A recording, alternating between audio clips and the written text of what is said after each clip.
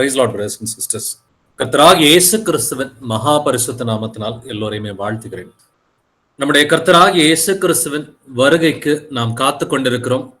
இன்னொரு வருஷமும் கடந்து போயிடுச்சு அப்படின்னா கர்த்தருடைய வருகை சமீபத்தில் இருக்கிறது அப்படிங்கிறத பார்க்கிறோம். 2024 முடிஞ்சிருச்சு, இப்ப 2025 தொடங்கிருச்சு.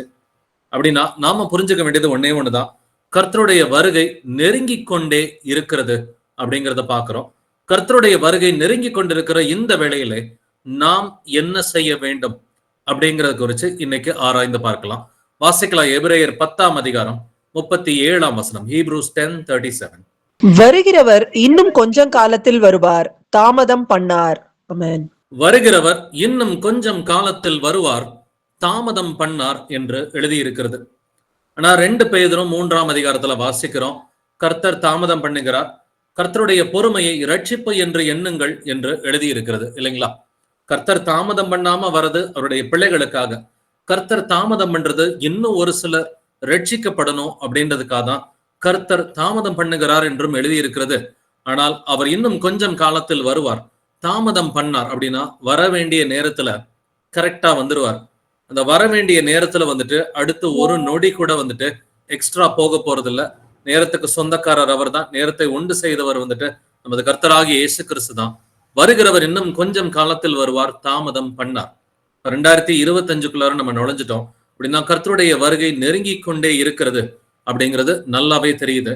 இப்ப நாம் என்ன செய்ய வேண்டும் அப்படின்றதையும் நம்ம ஆராய்ந்து பார்க்கலாம். அப்போஸ்தலர் 9ஆம் அதிகாரம் வசனம் 20. தாமதமின்றி கிறிஸ்து தேவனுடைய குமாரன் என்று ஆலயங்களிலே பிரசங்கித்தான். தாமதமின்றி கிறிஸ்து தேவனுடைய குமாரன் என்று ஆலயங்களில் பிரசங்கித்தான். பவுல் மனமாரணப்ப கவனிச்சு பாத்தீங்கன்னா தாமதமின்றி என்று எழுதி இருக்கிறது இல்லைங்களா? அப்ப கர்த்தர் தாமதம் பண்ண மாட்டாரு அப்படின்னு வேத வாக்கியம் சொல்லுது. அப்படின்னா நாமளும் தாமதம் பண்ணக்கூடாது என்றும் வேத வாக்கியத்தில் எழுதி இருக்கிறது இல்லைங்களா? கர்த்தர் அந்த வருகிற காலத்தில் கரெக்டா வந்துருவாருங்க. அவருடைய வருகையின் நாள் எந்த நாளோ அந்த நாள்ல இருந்து ஒரு நாள் கூட தள்ளி போக போறது கிடையாது. பட் நாம தாமதம் பண்ணக்கூடாது. சுவிசேஷம் அறிவிக்கிற காரியத்தை தாமதம் பண்ணக்கூடாது என்றும் வேதம் சொல்கிறது.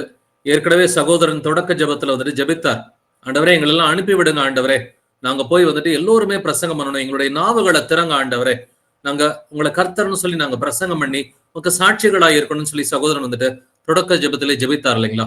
வசனமும் அதே தான் நமக்கு சொல்லி கொடுக்கிறது. கர்த்தருடைய வருகை யாருக்காகவும் தாமதம் பண்ணாது.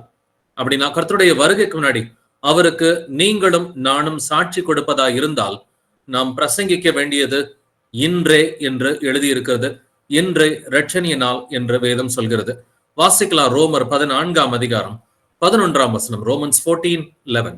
அந்தபடி முழங்கால் யாவும் எனக்கு முன்பாக முடங்கும், நாவு யாவும் தேவனை அறிக்கை பண்ணும் என்று என் ஜீவனை கொண்டு உரைக்கிறேன் என்பதாய் கர்த்தர் சொல்லுகிறார் என்று எழுதியிருக்கிறது. ஆமென்.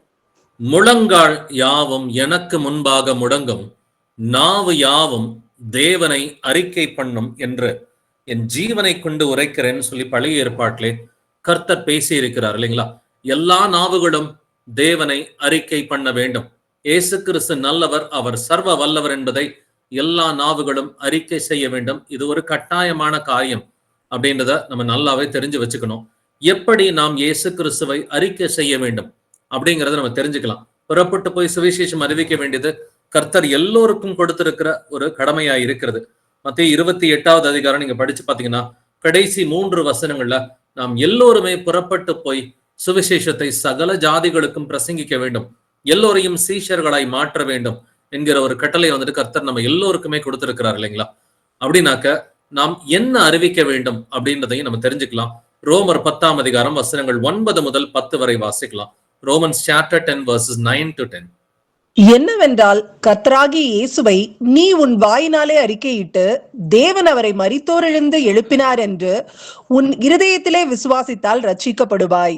நீதி உண்டாக இருதயத்திலே விசுவாசிக்கப்படும், ரட்சிப்புண்டாக வாயினாலே அறிக்கை பண்ணப்படும். ஆமென். ஆமென். முதல்ல விசுவாசிக்கணும், பின்பு அறிக்கை செய்ய வேண்டும் என்று நம்ம அறிக்கை பண்றதுக்கு முந்தின ஸ்டேஜையும் கர்த்தர் நமக்கு சொல்லி கொடுத்திருக்கிறார். என்னவென்றால் கர்த்தராகிய இயேசுவை நீ உன் வாயினாலே அறிக்கையிட்டு தேவன் அவரை மரித்தோரிலிருந்து எழுப்பினார் என்று உன் இருதயத்தில் விசுவாசித்தால் ரட்சிக்கப்படுவாய். ரட்சிக்கப்படுறதுக்கு நம்ம 2 செய்யணும். ஒண்ணு, இயேசு கிறிஸ்து உயிரோடு இருக்கிறார், அவர் உயிர்த்தெழுந்த தேவன் என்பதை நாம் விசுவாசிக்க வேண்டும். இருதயத்தில் விசுவாசித்து கர்த்தராகிய இயேசுவை நம் வாயினாலே நாம் அறிக்கை செய்ய வேண்டும் என்று 9ஆம் வசனம் சொல்லுது. எதுக்காகனா 10வது வசனம் சொல்லுது, நீதி உண்டாக இருதயத்தில் விசுவாசிக்கப்படும். நீங்க இருதயத்துல விசுவாசிச்சீங்கன்னு சொன்னாக்க அது நீதி. ரட்சிப்பு உண்டாக வாயினாலே அறிக்கை பண்ணப்படும். வாயினால நீங்க அறிக்கைப்பட்டது உங்களுடைய ரட்சிப்புக்காக, தேவ நீதிக்காக நீங்கள் இருதயத்துல விசுவாசிக்கணும். ரட்சிப்புக்காக வாயினாலே அறிக்கை செய்ய வேண்டும் என்றும் எழுதி இருக்கிறது. அப்ப 2 காரியம் செய்யணும். இருதயத்துல இயேசு கிறிஸ்துவை விசுவாசித்து நாவினால் அவரை அறிக்கை செய்ய வேண்டும் என்கிற இந்த 2 கட்டளையும் கர்த்தர் நமக்கு கொடுத்திருக்கிறார் இல்லைங்களா? இந்த வார்த்தை வந்துட்டு நம்முடைய நாவல தான் இருக்குதுன்னு சொல்லி 8வது வசனம் சொல்லி கொடுக்கிறது. ரோமர் 10 வசனம் 8 வாசிக்கலாம். ரோமன்ஸ் 10:8. இந்த வார்த்தை உனக்கு சமீபமாய் உன் வாயிலும் உன் இருதயத்திலும் இருக்கிறது என்றும் சொல்லுகிறது. இந்த வார்த்தை நாங்கள் பிரசங்கிக்கிற விசுவாசத்தின் வார்த்தையே. ஆமென். ஆமென். இந்த வார்த்தை உனக்கு சமீபமாய் உன் வாயிலும் உன் இருதயத்திலும் இருக்கிறது. அப்ப நாம் கர்த்தரை பிரசங்கிக்க வேண்டிய வார்த்தை வந்துட்டு எங்க இருக்குதான்? நம்முடைய இருதயத்திலையும், உன் சமீபமாய் உன் வாயிலும். வேற எங்கேயும் கிடையாதுப்பா. உன் இருதயத்துல தேவனுடைய வார்த்தையை நீ வச்சுக்கிட்டனா அது உன் வாயில தான் வந்துட்டு இருக்குது, சமீபமா இருக்குது அப்படின்னு கர்த்தர் வந்துட்டு குழந்தைக்கு சொல்றது போலதான் நமக்கு சொல்லி கொடுக்கிறார் இல்லைங்களா? அப்படின்னா கர்த்தருடைய வருகை சமீபமா இருக்கிற இந்த வேளையில, கர்த்தர் சீக்கிரமாய் வருகிறார், தாமதம் பண்ணார் என்று எழுதியிருக்கிற இந்த வேளையில வந்துட்டு நாமும் தாமதமின்றி அப்போஸ்தலன் பவுல போல, அப்போஸ்தலர் 9:20 வந்துட்டு பவுல் செஞ்சது போல தாமதமின்றி கிறிஸ்து தேவனுடைய குமாரன் என்று ஆலயங்களில் பிரசங்கித்தான். இதை போல நாமளும் தாமதமின்றி இயேசு கிறிஸ்துவே மெய்யான தேவன் என்று நாம் நம்முடைய நாவினால் அறிக்கை செய்ய வேண்டும். நாவினால அறிக்கை பண்றதுக்கு முன்னாடி இருதயத்துல விசுவாசிக்கணும். எதற்காகனா நீதி உண்டாக இருதயத்தில் விசுவாசிக்கணும். உங்களுக்கு ரட்சிப்பு வேணும்னா வாயினாலே அறிக்கை பண்ண வேண்டும் என்றும் எழுதியிருக்கிறது. சோ நாவினால கர்த்தராகிய இயேசு கிறிஸ்துவை, இவர் சர்வ வல்லமை உள்ள தேவன், இவர் மெய்யான தேவன் என்பதை, இவர் ஒரே தேவன் என்பதை நாம் விசுவாசித்து அறிக்கை செய்ய வேண்டும். வாசிக்கலாம் லூக்கா 12:8. லூக் 12:8. அன்றியும் நான் உங்களுக்கு சொல்லுகிறேன், மனுஷர் முன்பாக என்னை அறிக்கை பண்ணுகிறவன் எவனோ அவனை மனுஷகுமாரனும் தேவதூதர் முன்பாக அறிக்கை பண்ணுவார். ஆமென். மனுஷர் முன்பாக என்னை அறிக்கை பண்ணுகிறவன் எவனோ அவனை மனுஷகுமாரனும் தேவதூதர் முன்பாக அறிக்கை பண்ணுவார். அப்படின்னா யோசிச்சு பாருங்க, இயேசு கிறிஸ்துவை குறித்து வெட்கப்பட்ட நாட்கள் உண்டா அப்படின்றத யோசிச்சு பாருங்க. அவரை பற்றி பேசுறதுக்கு புறஜாதிகள் முன்னாடி அல்லது கள்ள கிறிஸ்தவர்கள் முன்னாடி வந்துட்டு, நம்ம சொந்தக்காரங்க நண்பர்கள் முன்னாடி வந்துட்டு இயேசு கிறிஸ்துவை அறிக்கை பண்ணுவதற்கு நான் வெட்கப்பட்டிருக்கிறேனா அப்படின்ற அந்த காலங்கள் எல்லாம் யோசிச்சு பார்க்கலாம். இல்ல இப்பயுமே நமக்கு ஏதாவது இயேசு கிறிஸ்துவை குறித்து எங்கிட்டாவது பேசுறதுக்கு ஒரு கூச்சம், ஒரு வெக்கம் ஏதாவது இருக்குதா அப்படின்றத யோசிச்சு பார்க்கலாம். பட் இயேசு கிறிஸ்து சொல்றாரு, நான் கூச்சப்பட மாட்டேன்பா, நீ என்ன அறிக்கை பண்ணேன்னா நான் வந்துட்டு தேவதூதர் முன்பாக உன்னை அறிக்கை பண்ணுவேன். எத்தனை தேவதூதர்கள் இருக்கிறார்கள்? கோடா கோடி தேவதூதர்கள் இருக்கிறார்கள் இல்லைங்களா? அந்த அத்தனை கோடா கோடி தேவதூதர்கள் முன்னாடி உங்களுடைய நாமத்தையும் என்னுடைய நாமத்தையும் அவர் பகிரங்கமாக தைரியமாக அறிக்கை பண்ணுவேன்னு சொல்லியிருக்கிறார்.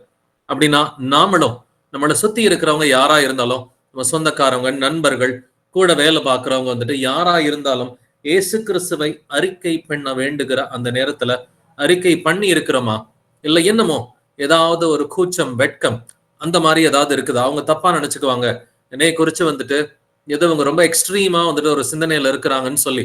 ரீசெண்டா கூட வந்துட்டு அந்த கிறிஸ்துமஸ் வாழ்த்துக்கள்லாம் வந்திருக்கும் இல்லைங்களா?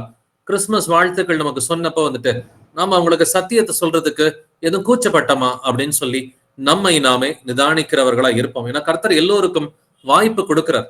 சுவிசேஷம் அறிவிக்கிறதுக்கு நிறையவே வாய்ப்புகளை ஏற்படுத்தி கொடுக்கிறார் வந்துட்டு. இப்ப எனக்கு கிறிஸ்துமஸ் வாழ்த்து ஒரு சில புறஜாதிகள் கூட அனுப்பியிருந்தாங்க. புறஜாதிகள் அனுப்பியிருந்தப்ப அவங்களுக்கு இல்லப்பா, இயேசு கிறிஸ்து மெய்யான தேவன், தேவனுக்கு ஏது பிறந்த நாள், சர்வ வல்லமை உள்ள தேவனுக்கு பிறந்த நாள் கொண்டாடுவது வந்துட்டு அது வேதத்தின்படி தவறு அப்படின்னு சொல்லி சுருக்கமா வந்துட்டு அவங்களுக்கு எல்லாம் வந்துட்டு வாட்ஸ்அப்லயே வந்துட்டு மெசேஜ் எழுதி அனுப்பியாச்சு. அதுலயும் வந்துட்டு ஒரு புறஜாதி, நீங்க சொல்றது ரைட்டு தான், இதுதான் கரெக்டா எனக்கு மனசுக்கு படுது அப்படின்ற ஒரு புறஜாதி அவர் என்னுடைய கம்பெனி கான்டாக்ட் வந்துட்டு அவர் பதில் அனுப்பியிருந்தார். அப்படின்னா அது மனசுக்கு சந்தோஷமாக இருந்தது. அப்ப ஒண்ணுமே தெரியாத ஒரு புறஜாதிக்கு கூட வந்துட்டு ஆவியானவர் இந்த காரியங்களை புரிய வைக்கிறார்னா, அப்ப கிறிஸ்தவர்களுக்கு நம்ம சொல்லும் பொழுது அவரை இனி ஒருபோதும் மாம்சத்தில் அறியோம் என்று இயேசு கிறிஸ்துவை குறித்து நாம் அறிக்கை பண்ணும் பொழுது அவர்களும் புரிஞ்சுக்கிட்டு தான் ஆகணும். அவங்க புரிஞ்சுக்கிறாங்களோ புரிஞ்சுக்காட்டியும் நாம் இயேசு கிறிஸ்துவை அறிக்கை பண்ணுவது நம்முடைய கடமையாக இருக்கிறது. வாசிக்கலாம் 1 யோவான் 2:23, 1 John 2:23. குமாரனை மறுதலிக்கிறவன் பிதாவை உடையவன் அல்ல, குமாரனை அறிக்கை இடுகிறவன் பிதாவையும் உடையவனாய் இருக்கிறான். ஆமென். நமக்கு தெரியும் குமாரனும் பிதாவும் ஒருவர் என்பது நம்ம எல்லோருக்குமே தெரிந்த விஷயம்தான் இல்லைங்களா? நானும் பிதாவும் ஒன்றாயிருக்கிறோம் என்று இயேசு கிறிஸ்து பேசி இருக்கிறார். ஆனா மாம்சத்தில் வந்த குமாரனை நாம் கனம் பண்ண வேண்டும் என்று வேதம் சொல்கிறது இல்லைங்களா? குமாரனை மறுதலிக்கிறவன் பிதாவை உடையவன் அல்ல. குமாரனை வச்சுதாங்க பிதாவை வந்துட்டு நம்ம உடையவர்களா இருக்கிறோம் இல்லைங்களா? குமாரனை வச்சுதான் பிதாவை உடையவர்களா இருக்கிறோம். குமாரனை மறுதலிக்கிறவன் பிதாவை உடையவன் அல்ல, குமாரனை அறிக்கையிடுகிறவன் பிதாவையும் உடையவனாய் இருக்கிறான். அப்ப நீங்க குமாரனை இயேசு கிறிஸ்துவை மெய்யான தேவன், இவர் சர்வ வல்லமையுள்ள தேவன் அப்படின்னு நீங்க அறிக்கை பண்ணீங்கன்னா பிதாவின் ஆவி உங்களுக்குள் செயல்படுகிறார் என்று மத்தேயு 10:20 சொல்லுது. பேசுகிறவர்கள் நீங்கள் அல்ல, பிதாவின் ஆவியானவரை உங்களிலிருந்து பேசுகிறார் என்று மத்தேயு 10:20 எழுதியிருக்குது. அப்படின்னா பிதாவின் ஆவி நமக்குள்ளார செயல்படணும்னா, பிதாவின் ஆவினா என்னது? பரிசுத்த ஆவியை தான் பிதாவின் ஆவின்னு சொல்றோம். இந்த ஆவியை குறிச்சுதான் புதிய ஏற்பாட்டில் இயேசு கிறிஸ்துவின் ஆவி குமாரனுடைய ஆவி என்றும் எழுதி இருக்கிறது. அப்ப குமாரனை வந்துட்டு மறுதலிக்கிறதுனா என்ன அர்த்தம்? இயேசு கிறிஸ்து எனக்கு யாருன்னே தெரியாது அப்படின்னு மறுதலிக்கிறதா? இல்ல. இயேசு கிறிஸ்துவை குறித்து அறிக்கை பண்ண வேண்டுகிற இடத்துல அறிக்கை பண்ணாமல் வருவதே மறுதலிப்பதற்கு சமமா இருக்கிறது. இயேசு கிறிஸ்துவை குறித்து அறிக்கை பண்ண வேண்டுகிற இடத்துல அறிக்கை பண்ணாம அமைதியா வாய் மூடிட்டு வந்தோம்னா அதுவே மறுதலிப்பதற்கு சமமாக தான் இருக்குது. குமாரனை மறுதலிக்கிறவன் பிதாவை உடையவன் அல்ல, குமாரனை அறிக்கையிடுகிறவன் பிதாவையும் உடையவனா இருக்கிறான். குமாரனை வச்சுதாங்க பிதாவின் ஆவி செயல்படும். குமாரனை மறுதலிச்சிட்டோம்னா, குமாரனை அறிக்கை பண்ணலனா பிதாவின் ஆவி செயல்படாது என்றும் வேதம் சொல்கிறது. இதற்கொத்த இன்னொரு வசனத்தை வாசிக்கலாம். யோவான் 5:23, John 5:23. குமாரனை கனம் பண்ணாதவன் அவரை அனுப்பின பிதாவையும் கனம் பண்ணாதவனாய் இருக்கிறான். ஆமென். ஆமென். குமாரனை கனம் பண்ணாதவன் அவரை அனுப்பின பிதாவையும் கனம் பண்ணாதவனாய் இருக்கிறான். அப்படின்னா குமாரனை கனம் பண்ணீங்கன்னா ஆட்டோமேட்டிக்கா பிதாவை கனம் பண்றீங்க. குமாரனை கனம் பண்ணலைனாக்க பிதாவையும் கனம் பண்ணலைன்னு சொல்லுது. இதோட ஏற்கனவே வாசித்த வசனங்களையும் கம்பைன் பண்ணிக்கோங்களேன். இப்ப இந்த யோவான் 5:23 1 யோவான் 2:23 நீங்க கம்பேர் பண்ணி பாத்தீங்கன்னா ரொம்ப அழகாவே இருக்கும். குமாரனை மறுதலிக்கிறவன் பிதாவை உடையவன் அல்ல என்று 1 யோவான் 2:23 எழுதியிருக்கு. குமாரனை வந்துட்டு மறுதலிச்சா பிதா கூட இருக்க மாட்டார். குமாரனை அறிக்கையிடுகிறவன் பிதாவையும் உடையவனா இருக்கிறான். ஏன்னா பிதாவின் ஆவியும் குமாரனுடைய ஆவியும் ஒரே ஆவி என்று வேதம் சொல்கிறது. அதே மாதிரிதான் யோவான் 5:23 இயேசு கிறிஸ்து தாமே பேசி இருக்கிறார். குமாரனை கனம் பண்ணாதவன் அவரை அனுப்பின பிதாவை கனம் பண்ணாதவனா இருக்கிறான். அப்ப எப்படிங்க நம்ம வந்துட்டு அறிக்கை பண்ண முடியும்? எப்படி கனம் பண்ண முடியும்? நம்முடைய நாவுனாலதான் வந்துட்டு அறிக்கையிட்டு கனம் பண்ண முடியும். இதைத்தான் வந்துட்டு நம்ம ரோமர் 10ஆம் அதிகாரத்துல வாசித்த வந்துட்டு நீதி உண்டாக இருதயத்தில் விசுவாசிக்கப்படும், ரட்சிப்புண்டாக வாயினாலே அறிக்கை பண்ணப்படும். அப்ப இயேசு கிறிஸ்து தான் நம்முடைய ரட்சகர், அவர் நம்முடைய தேவன். உங்க பிரச்சனைக்கெல்லாம் ஒரே சொல்யூஷன் இயேசு கிறிஸ்து ஒருவர் தான் என்று அவரை நாம் அறிக்கையிட வேண்டும். அவரை அறிக்கையிடும் பொழுது அவரை கனம் பண்ணுகிறோம். குமாரனை கனம் பண்ணும் பொழுது பிதாவின் ஆவி உங்களுக்குள் செயல்படுகிறது. வாசிக்கலாம் யோவான் 8:19, John 8:19. அப்பொழுது அவர்கள், உம்முடைய பிதா எங்கே என்றார்கள். இயேசு பிரதியுத்தரமாக, என்னையும் அறியீர்கள், என் பிதாவையும் அறியீர்கள். நீங்கள் என்னை அறிந்தீர்களானால் என் பிதாவையும் அறிவீர்கள் என்றார். ஆமென். ஆமென். இயேசு கிறிஸ்துவின் பதில கவனிச்சு பாருங்க. அவங்க கேட்கிற கேள்வி என்னது இயேசு கிறிஸ்து கிட்ட? அப்பொழுது அவர்கள், உம்முடைய பிதா எங்கே என்றார்கள். பிதா எங்கேன்னு சொல்லி கேட்கிறப்ப, என்னையும் அறியீர்கள், என் பிதாவையும் அறியீர்கள். என்ன தெரிஞ்சாதான் உனக்கு பிதாவை தெரியும்னு சொல்லி இயேசு கிறிஸ்து சொல்றார். என்னையவே உனக்கு தெரியாது, பிதாவை எப்படி உனக்கு தெரியும் அப்படின்ற கேள்வியை கேட்கிறார். நீங்கள் என்னை அறிந்திருந்தீர்களானால் என் பிதாவையும் அறிவீர்கள். என்ன யாருன்னு தெரிஞ்சதுன்னா என்னுடைய பிதாவையும் உனக்கு தெரியும் அப்படிங்கிறார். ஏன்னா குமாரனை வந்துட்டு கனம் பண்ணா மட்டும்தான் பிதாவை கனம் பண்றோம்னு சொல்லி அர்த்தம். குமாரனை அறிக்கையிட்டால் தான் பிதாவை அறிக்கையிடுதல். குமாரனை பார்த்துட்டோம்னா பிதாவை பார்த்துட்டோம்னு வேதம் சொல்லுது இல்லைங்களா? ஏன்னா யோவான் 14 கர்த்தர் சொல்றார் இல்லையா, என்னைய பார்த்துட்டேன்னா நீ பிதாவை பார்த்துட்ட அப்படின்னு சொல்லி பிலிப்பு கிட்ட வந்துட்டு சொல்றாரு இல்லையா? அப்படின்னா என்னையும் அறியீர்கள், என் பிதாவையும் அறியீர்கள். என்னைய தெரியலனா உனக்கு பிதாவை தெரியாதுன்றார். நீங்கள் என்னை அறிந்தீர்களானால் என் பிதாவையும் அறிவீர்கள். அப்ப குமாரன் மூலமா தான் பிதாவிடம் செல்ல முடியும், குமாரன் மூலமா தான் பிதாவின் ஆவியை பெற முடியும் என்று வேதம் தெளிவா திட்டவட்டமா சொல்லுது இல்லைங்களா? இப்ப வாசித்த 3 வசனங்களும் 1 யோவான் 2:23, யோவான் 5:23, யோவான் 8:19, இது 3லையுமே குமாரன் மூலமா தான் பிதாவிடம் சென்றடைய முடியும், குமாரன் மூலமா தான் பிதாவை கனப்படுத்த முடியும், வேறு வழி இல்லை என்று வேதம் தெளிவாவே சொல்கிறது. இதற்கு அடிப்படையான ஒரு வசனத்தை வாசிக்கலாம். யோவான் 14:6, ஜான் 14:6. அதற்கு இயேசு, நானே வழியும் சத்தியமும் ஜீவனுமாய் இருக்கிறேன், என்னை அல்லாமல் ஒருவனும் பிதாவினிடத்தில் வரான். ஆமென். நானே அப்படின்னு சொன்னா என்ன அர்த்தம்? நான் தான் என்று அர்த்தம். நான் தான் என்று எங்கெங்கெல்லாம் வருதோ அங்கெல்லாம் நானே அப்படின்னு சொல்லிதான் தமிழ் பைபிள்ல எழுதியிருக்கும். நானே வழியும் சத்தியமும் ஜீவனமா இருக்கிறேன். நானேன்னு சொன்னா நான் மட்டும்தான் அப்படின்னு சொல்லி அர்த்தம் இல்லைங்களா? அதே போல என்னாலே அல்லாமல் ஒருவனும் பிதாவினிடத்தில் வரான். அப்ப என்னாலே அல்லாமல்னா ஒரே ஒரு ரூட், ஒரே ஒரு வழிதான் இருக்குது பிதாவிடம் சென்று அடைவதற்கு, அது குமாரனாகிய இயேசு கிறிஸ்து. என்னாலே அல்லாமல் ஒருவனும் பிதாவினிடத்தில் வரான். அப்ப பிதாவிடம் சென்றடைய வேண்டும், அல்லது பிதாவின் ஆவியை நாம் பெற வேண்டும், அல்லது பிதாவை கனப்படுத்த வேண்டும், பிதாவை அறிக்கை பண்ண வேண்டும்னா எப்படி? ஒரே ஒரு ரூட்டு குமாரன் மூலமா மட்டும்தான். அதனாலதான் குமாரனை மறுதலிக்கிறவன் பிதாவை உடையவன் அல்ல, குமாரனை அறிக்கையிடுகிறவன் பிதாவையும் உடையவனாய் இருக்கிறான். நீங்க குமாரனை அறிக்கையிட்டாலே பிதாவை உடைய பிள்ளைகளாய் இருக்கிறீர்கள். குமாரனை கனம் பண்ணாக்க பிதாவையும் கனம் பண்ணுகிற பிள்ளைகளாய் இருக்கிறீர்கள். நீங்க குமாரனை பார்த்துட்டீங்கன்னா பிதாவையும் பார்த்துட்டீங்க. குமாரன் மூலமா தான் பிதாவிடம் சென்றடைய முடியும் என்று இயேசு கிறிஸ்துவை சொல்லி இருக்கிறார். என்னாலே அல்லாமல் ஒருவனும் பிதாவிடத்தில் வரான். ஏன் இப்படி குமாரன் மூலமா தான் எல்லாம் நடக்கணும் அப்படின்னு வேதம் சொல்லுது? ஏன் டைரக்டா வந்துட்டு இந்த யெகோவா சாட்சிகள் எல்லாம் சொல்ற மாதிரி வந்துட்டு, அல்லது யூதர்கள் சொல்ற மாதிரி டைரக்டா பிதாவை கனம் பண்ண முடியாதா அப்படின்னு பாத்தீங்கன்னா, குமாரனை கனம் பண்ண முடியாம பிதாவை கனம் பண்ண முடியாதுன்னு சொல்லி வேதம் திட்டமும் தெளிவுமாக சொல்கிறது. யூதர்கள் இன்னைக்கு நாங்க பிதாவை நேரடியா கனம் பண்றோம்னா அது வாய்ப்பு கிடையாது. அல்லது யெகோவா சாட்சிகள் நாங்கள் பிதாவை நேரடியா நாங்க கனம் பண்றோம் அப்படின்னு சொன்னா அதற்கும் வாய்ப்பு கிடையாது. குமாரனை அறிக்கையிடணும், குமாரனை கனம் பண்ணணும், குமாரன் மூலமா மட்டும்தான் பிதாவிடம் சென்றடைய முடியும். இதற்கு காரணம் என்னவென்று நம்ம தெரிஞ்சுக்கலாம்.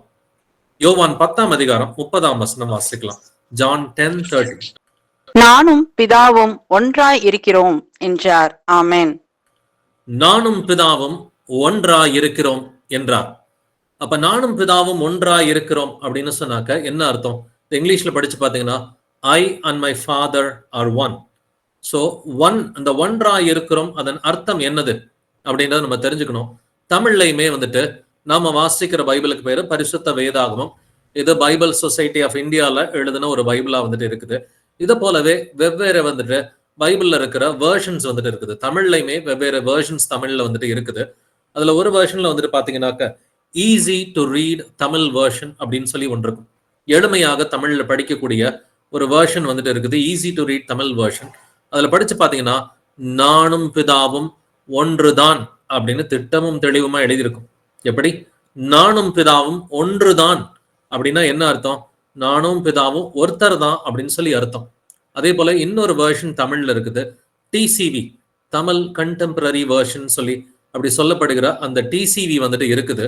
அந்த டிசிவில வந்துட்டு நம்ம படிச்சு பார்த்தோம்னா நானும் பிதாவும் ஒன்றே அப்படின்னு எழுதியிருக்கும்.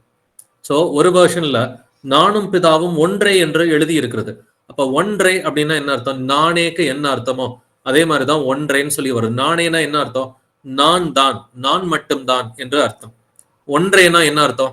ஒன்றுதான், ஒருவர் தான் என்கிற அர்த்தத்துலதான் கர்த்தர் வந்துட்டு பேசி இருக்கிறார். அப்ப நானும் பிதாவும் ஒன்றாய் இருக்கிறோம்னா நாங்க 2 பேரும் ஒரே இடத்துல இருக்கிறோம் அப்படின்னு சொல்லி அர்த்தம் கிடையாது. நானும் பிதாவும் ஒன்றாய் இருக்கிறோம்னா நானும் பிதாவும் ஒருவர் தான் அப்படிங்கிற அந்த அர்த்தத்துலதான் தமிழ்ல வெவ்வேறு டிரான்ஸ்லேஷன்ல எழுதப்பட்டு இருக்கிறது. அப்ப பிதாவும் குமாரனும் வெவ்வேறு கிடையாது. அதனாலதான் வந்துட்டு பிதாவை நீங்க கனம் பண்ணணும்னாக்க குமாரன் மூலமா மட்டும்தான் கனம் பண்ண முடியும். குமாரனை அறிக்கையிடுகிறவன் பிதாவை உடையவனாய் இருக்கிறான். குமாரனை கனம் பண்ணுகிறவன் பிதாவையும் கனம் பண்ணுகிறான். குமாரனை நீங்கள் அறிந்தால் பிதாவையும் அறிந்திருக்கிறீர்கள் என்று வேதம் சொல்கிறது.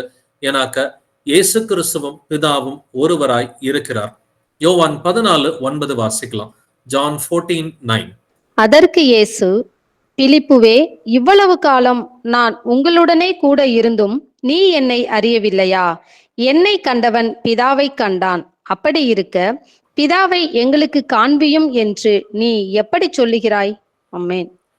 பிலிப்பு கேட்கிறான், பிதாவை மட்டும் எங்கள்கிட்ட காமிச்சிருங்க, அது போதும் ஆண்டவரே அப்படின்னு சொல்லும் பொழுது ஆண்டவர் என்ன கேள்வி கேட்கிறாரு? இவ்வளவு காலம் நான் உங்களுடனே கூட இருந்தும் நீ என்னை அறியவில்லையா? என்னை கண்டவன் பிதாவை கண்டான் அப்படிங்கிறாரு. அப்ப நீ என்ன பார்த்துட்ட இல்லையா? பிதாவை பார்த்துட்ட. இதே கேள்வியை தான் யோவான் 8ஆம் அதிகாரத்திலையும் ஒரு சிலர் யூதர்கள் கேட்கிறாங்க. நம்ம ஏற்கனவே இந்த வசனத்தை வாசிச்சோம். யோவான் 8:19 அவர்கள் உம்முடைய பிதா எங்கே என்றார்கள். உம்முடைய பிதா எங்கே அப்படின்ற ஒரு கேள்வியை கேட்கிறப்ப இயேசு கிறிஸ்து என்ன பதில் சொல்றாரு? என்னையும் அறியீர்கள், என் பிதாவையும் அறியீர்கள். நீங்கள் என்னை அறிந்தீர்களானால் என் பிதாவையும் அறிவீர்கள். என்னை யாருன்னு தெரிஞ்சிருச்சுன்னா பிதா யாருன்னு உனக்கு தெரியும் அப்படின்னு சொல்லி யோவான் 8:19 சொல்றார். பிலிப்பு கிட்ட வந்துட்டு யோவான் 14:9 என்னை கண்டவன் பிதாவை கண்டான் என்று கர்த்தர் சொல்கிறார். அப்படியே யோவான் 14ஆம் அதிகாரத்துல 7வது வசனத்தை வாசிக்கலாம். ஜான் 14:7. என்னை அறிந்தீர்களானால் என் பிதாவையும் அறிந்திருப்பீர்கள். இது முதல் நீங்கள் அவரை அறிந்தும் அவரை கண்டும் இருக்கிறீர்கள் என்றார். ஆமென். இது முதல் நீங்கள் அவரை அறிந்தும் அவரை கண்டும் இருக்கிறீர்கள். பிதாவை நீங்க பார்த்துட்டீங்கன்னு சொல்லி கர்த்தர் சொல்றாரு இல்லைங்களா? எப்படி பிதாவை பார்த்துட்டீங்கன்னு சொல்றாரு? இது முதல் நீங்கள் அவரை அறிந்தும் அவரை கண்டும் இருக்கிறீர்கள். அவரை கண்டும் இருக்கிறீர்கள்னா நீங்க பிதாவை பார்த்துட்டீங்க அப்படின்னு சொல்லி இயேசு கிறிஸ்து சொல்கிறார். எப்படி குமாரனை பார்த்தாலே அது பிதாவை பார்ப்பதற்கு சமம். அதுதான் அல்டிமேட். அதுக்கு மேல வேற வழி கிடையாது. பிதாவை பார்க்கிறதுக்கு ஒரே ஒரு வழி, குமாரனை பார்க்க வேண்டும். அப்படின்னா பிதாவை கனம் பண்ணுவதற்கு ஒரே ஒரு வழி, குமாரனை கனம் பண்ண வேண்டும். நம்ம பிதாவை அறிக்கையிடுவதற்கு ஒரே ஒரு வழி, குமாரனை அறிக்கையிட வேண்டும். பிதாவை அறிவதற்கு ஒரே ஒரு வழி, குமாரனை நாம் அறிய வேண்டும். அப்படின்னாக்க இந்த இப்ப வாசிச்ச வேத வாக்கியங்கள் எல்லாமே ரொம்ப தெளிவா இருக்குது. பிதாவும் குமாரனும் ஒருவராய் இருக்கிறதுனால பிதா மாம்சத்திலே வந்துட்டு அவர் வெளிப்பட்டார். எப்படி? இயேசு கிறிஸ்துவாக அவர் மாம்சத்துல வெளிப்பட்டார். இயேசு கிறிஸ்துவாக மாம்சத்துல வெளிப்பட்டார். மாம்சமாகிய நம்ம எல்லோருமே வந்துட்டு மாம்சத்தோடும் இரத்தத்தோடும் இருக்கிற அவருடைய பிள்ளைகள் பிதாவை அறியக்கூடிய ஒரே ஒரு வழி குமாரனை அறிவது. பிதாவை கனம் பண்ணக்கூடிய ஒரே ஒரு வழி வந்துட்டு குமாரனை கனம் பண்ணுவது. பிதாவை அறிக்கையிட வேண்டிய ஒரே ஒரு வழி வந்துட்டு குமாரனை அறிக்கையிடுவது. அதே போல பிதாவின் ஆவியை பெறக்கூடிய ஒரே ஒரு வழி இயேசு கிறிஸ்துவின் ஆவியை பெறுவதுதான் பிதாவின் ஆவியை பெறுவது என்று வேதம் சொல்கிறது. இதுக்கெல்லாம் மாறான போதனைகள் இருக்குது.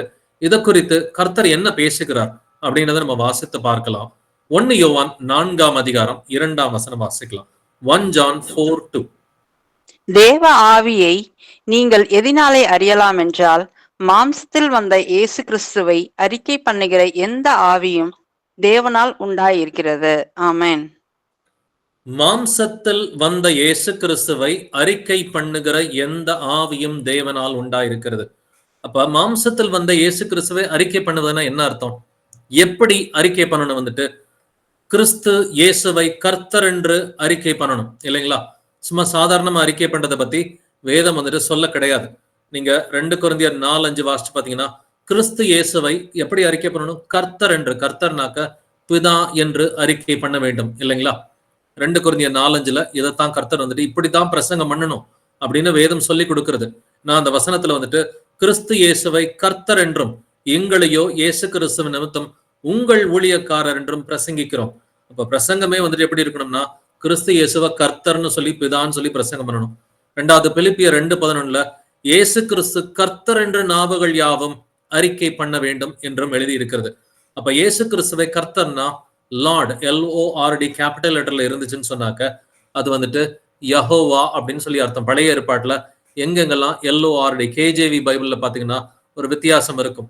LORD லார்டுன்றது கேபிட்டல் லெட்டர்ல இருந்துச்சுன்னா அது இருக்கிறவராக இருக்கிறவர் நானே, அதாவது யகோவா என்ற பொருள் எங்கெங்கெல்லாம் வருதோ அந்த யகோவா என்கிற அந்த நாமத்தை லார்ட் அப்படின்னு சொல்லி கேபிட்டல் லெட்டர்ல கம்ப்ளீட்டா இருக்கும். அல்லது ஆண்டவர் என்று சொல்லுகிற அந்த வார்த்தையை வந்துட்டு அதாவது அதோனாய் அப்படின்னு சொல்லி ஹீப்ரோல இருக்கும். அதோனாய் ஆண்டவர் என்று சொல்கிற வார்த்தையை எல் மட்டும் கேபிட்டல் லெட்டர்ல இருக்கும். இப்படிதான் கிங் ஜேம்ஸ் பைபிள்ல வந்துட்டு அந்த ஆண்டவர் என்பதற்கும் கர்த்தர் என்பதற்கும் வித்தியாசத்தை அவர்கள் காண்பித்திருக்கிறார்கள். அப்ப LORD கேபிட்டல் லெட்டர்ல எங்கெங்கெல்லாம் வந்திருக்குதோ அது எல்லாத்தையுமே தமிழ் பைபிள்ல வந்துட்டு கர்த்தர் என்றுதான் மொழிபெயர்த்து இருக்கிறார்கள். அப்ப கர்த்தர்னா என்ன அர்த்தம்னா யெகோவா என்று அர்த்தம். இன்ஃபேக்ட் கன்னடா பைபிள்லயோ இல்ல மற்ற மொழிகள்ல வந்துட்டு பாத்தீங்கன்னா நம்ம கர்த்தர்னு எங்கெங்கெல்லாம் சொல்றோமோ அங்கெல்லாம் யெகோவா என்றே மொழிபெயர்க்கப்பட்டிருக்கிறது. அப்ப கிறிஸ்து இயேசுவை கர்த்தர் என்று அறிக்கை பண்ணணும் அப்படின்னாக்க கிறிஸ்து இயேசுவை யெகோவா அதாவது பிதா என்று நாம் அறிக்கை செய்ய வேண்டும். அப்படின்னா இது எப்படிப்பட்டது? தேவனால் உண்டாயிருக்கிறது என்று கர்த்தர் சொல்கிறார். மாம்சத்தில் வந்த இயேசு கிறிஸ்துவை அறிக்கை பண்ணுகிற எந்த ஆவியும் தேவனால் உண்டாயிருக்கிறது. அப்ப தேவனால் உண்டான ஆவி அது. மாம்சத்தில் வந்த இயேசு கிறிஸ்துவை கர்த்தர் என்று அதாவது யெகோவா என்று அறிக்கை பண்ணுகிற எந்த ஆவியும் தேவனால் உண்டாயிருக்கிறது. 1 யோவான் 4ஆம் அதிகாரம் 3வது வசனம் வாசிக்கலாம். 1 John 4:3. மாம்சத்தில் வந்த இயேசு கிறிஸ்துவை அறிக்கை பண்ணாத எந்த ஆவியும் தேவனால் உண்டானது அல்ல. வரும் என்று நீங்கள் கேள்விப்பட்ட அந்தி கிறிஸ்துவினுடைய ஆவி அதுவே. அது இப்பொழுதும் உலகத்தில் இருக்கிறது. ஆமென். மாம்சத்தில் வந்த இயேசு கிறிஸ்துவை அறிக்கை பண்ணாத எந்த ஆவியும் தேவனால் உண்டானது அல்ல. அறிக்கை பண்ணாத எந்த ஆவியும்னா என்ன அர்த்தம்? மாம்சத்தில் வந்த இயேசு கிறிஸ்துவை இவர்தான் கர்த்தர், இவர்தான் யெகோவா என்று அறிக்கை பண்ணாத எந்த ஆவியும் தேவனால் உண்டானதல்ல. வரும் என்று நீங்கள் கேள்விப்பட்ட அந்தி கிறிஸ்துவனுடைய ஆவி அதுவே. அதாவது இவர் யெகோவா கிடையாது அப்படின்னு சொல்லி யாரெல்லாம் வந்துட்டு பேசுறாங்களோ, அதாவது திருத்துவம் 3 கடவுள் இருக்கிறாங்க, பிதா தனி கடவுள், குமாரன் தனி கடவுள், பரிசுத்தாவி தனி கடவுள்னு சொல்லி இப்படி திருத்துவம் என்று தவறான போதனைகளை யார் யாரெல்லாம் உபதேசிக்கிறாங்களோ இது நீங்கள் கேள்விப்பட்ட அந்தி கிறிஸ்துவனுடைய ஆவி என்று வேதம் சொல்கிறது. அப்ப கர்த்தருடைய ஆவி எப்படி செயல்படும்? மாம்சத்தில் வந்த இயேசு கிறிஸ்துவை கர்த்தர் என்று அறிக்கை பண்ணுகிற எந்த ஆவியும், கர்த்தர் என்றால் யெகோவா பிதா என்று அறிக்கை பண்ணுகிற எந்த ஆவியும் தேவனால் உண்டான ஒரு ஆவியாக இருக்கிறது. வாசிக்கலாம் 2 யோவான் 1 அதிகாரம் 7வது வசனம். 2 John 1:7. மாம்சத்தில் வந்த இயேசு கிறிஸ்துவை அறிக்கை பண்ணாத அநேக வஞ்சகர் உலகத்திலே தோன்றியிருக்கிறார்கள். இப்படிப்பட்டவனே வஞ்சகனும் அந்தி கிறிஸ்துவுமாய் இருக்கிறான். ஆமென். மாம்சத்தில் வந்த இயேசு கிறிஸ்துவை அறிக்கை பண்ணாத அநேக வஞ்சகர் உலகத்திலே தோன்றி இருக்கிறார்கள். இங்க அறிக்கை பண்ணாத அநேக வஞ்சகர்னு சொல்லி புறஜாதிகளை கர்த்தர் சொல்றாரா? புறஜாதிகளை பத்தி பேசலங்க. ஏன்னா புறஜாதிகளுக்கு இயேசு கிறிஸ்து யாருன்னே தெரியாது. யாருன்னே தெரியாதவங்க எப்படி அறிக்கை பண்ண முடியும்? அப்படின்னா இயேசு கிறிஸ்து யார் என்று தெரிந்தவர்களை தான் அறிக்கை பண்ணணும்னு சொல்லி கர்த்தர் எதிர்பார்க்கிறார் இல்லைங்களா? மாம்சத்தில் வந்த இயேசு கிறிஸ்துவை பிதா என்று அறிக்கை பண்ணாத எந்த ஒரு ஆவியும் அநேக வஞ்சகர் என்று கர்த்தர் சொல்லுகிறார் இல்லைங்களா? சோ மாம்சத்தில் வந்த இயேசு கிறிஸ்துவை வந்துட்டு கர்த்தர் என்று அறிக்கை பண்ணாத எந்த ஒரு ஆவியும் அந்தி கிறிஸ்துவனுடைய ஆவியா இருக்கிறது. இப்படிப்பட்டவனே வஞ்சகனும் அந்தி கிறிஸ்துவுமா இருக்கிறான் என்று வேதம் திட்டமும் தெளிவுமா சொல்லுது. அப்ப இயேசு கிறிஸ்துவை நம்ம கரெக்டா அறிக்கை பண்ணலன்னா அது வஞ்சகம் என்றும் அந்தி கிறிஸ்து என்றும் வேதம் சொல்லி கொடுக்கிறது இல்லைங்களா? இந்த அந்தி கிறிஸ்துவின் வலையில விழாம இருக்கணும்னு சொன்னாக்க எப்படி நான் இயேசு கிறிஸ்துவை அறிக்கை பண்ண வேண்டும்? எல்லோருக்குமே சுவிசேஷம் அறிவிக்கணும் அப்படின்ற ஆசையெல்லாம் இருக்குது, அது நல்லதும் கூட இல்லைங்களா? இயேசு கிறிஸ்துவை அறிக்கை பண்ணணும்னு நினைக்கிறது சகோதரன் ஆரம்பத்துல ஜெபத்துல ஜெபித்தது போல இது ஒரு நல்ல ஒரு உணர்வு தான். கர்த்தர் தான் அந்த விருப்பத்தை நமக்குள் உண்டாக்குகிறவரா இருக்கிறார் இல்லைங்களா? அப்படின்னா இயேசு கிறிஸ்துவை எப்படி அறிக்கை பண்ண வேண்டும் அப்படிங்கிறத அடுத்த ஒரு 3 வசனத்துல கவனமா கேளுங்க. 2 கொரிந்தியர் 4ஆம் அதிகாரம் 5வது வசனம் வாசிக்கலாம். 2 Corinthians 4:5.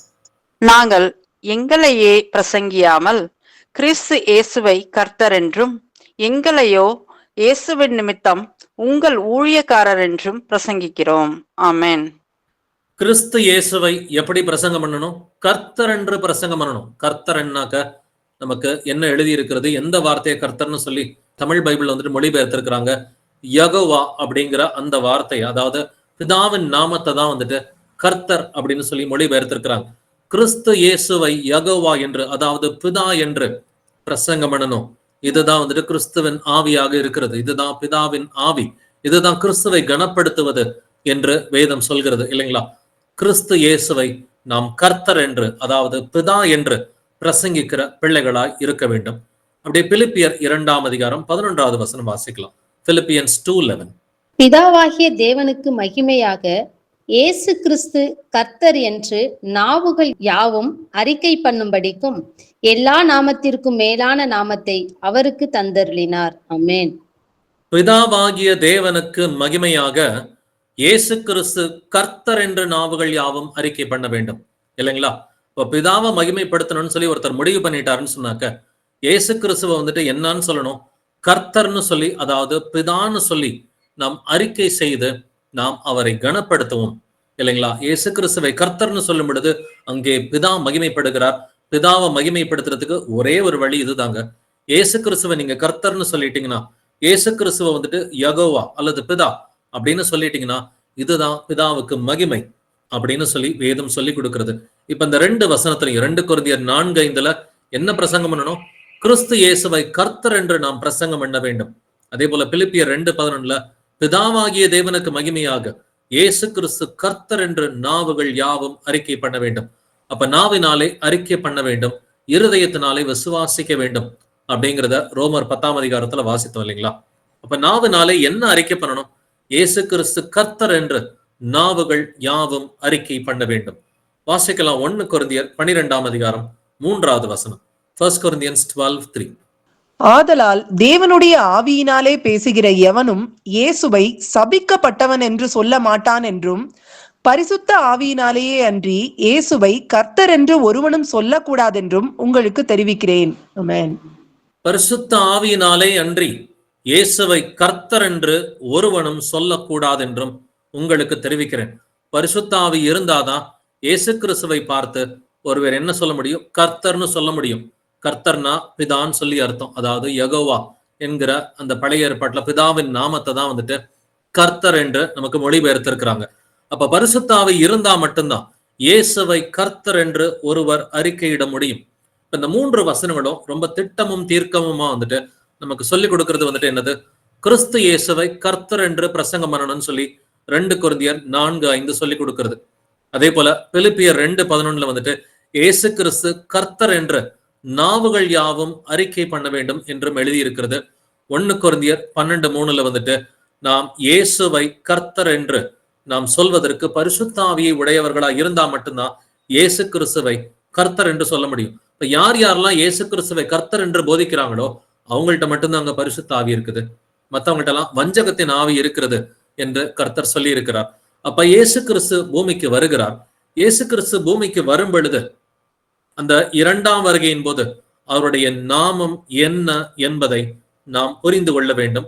எரேமியா 23 வசனங்கள் 5 முதல் 6 வரை வாசிக்கலாம். Jeremiah chapter 23 verses 5 to 6.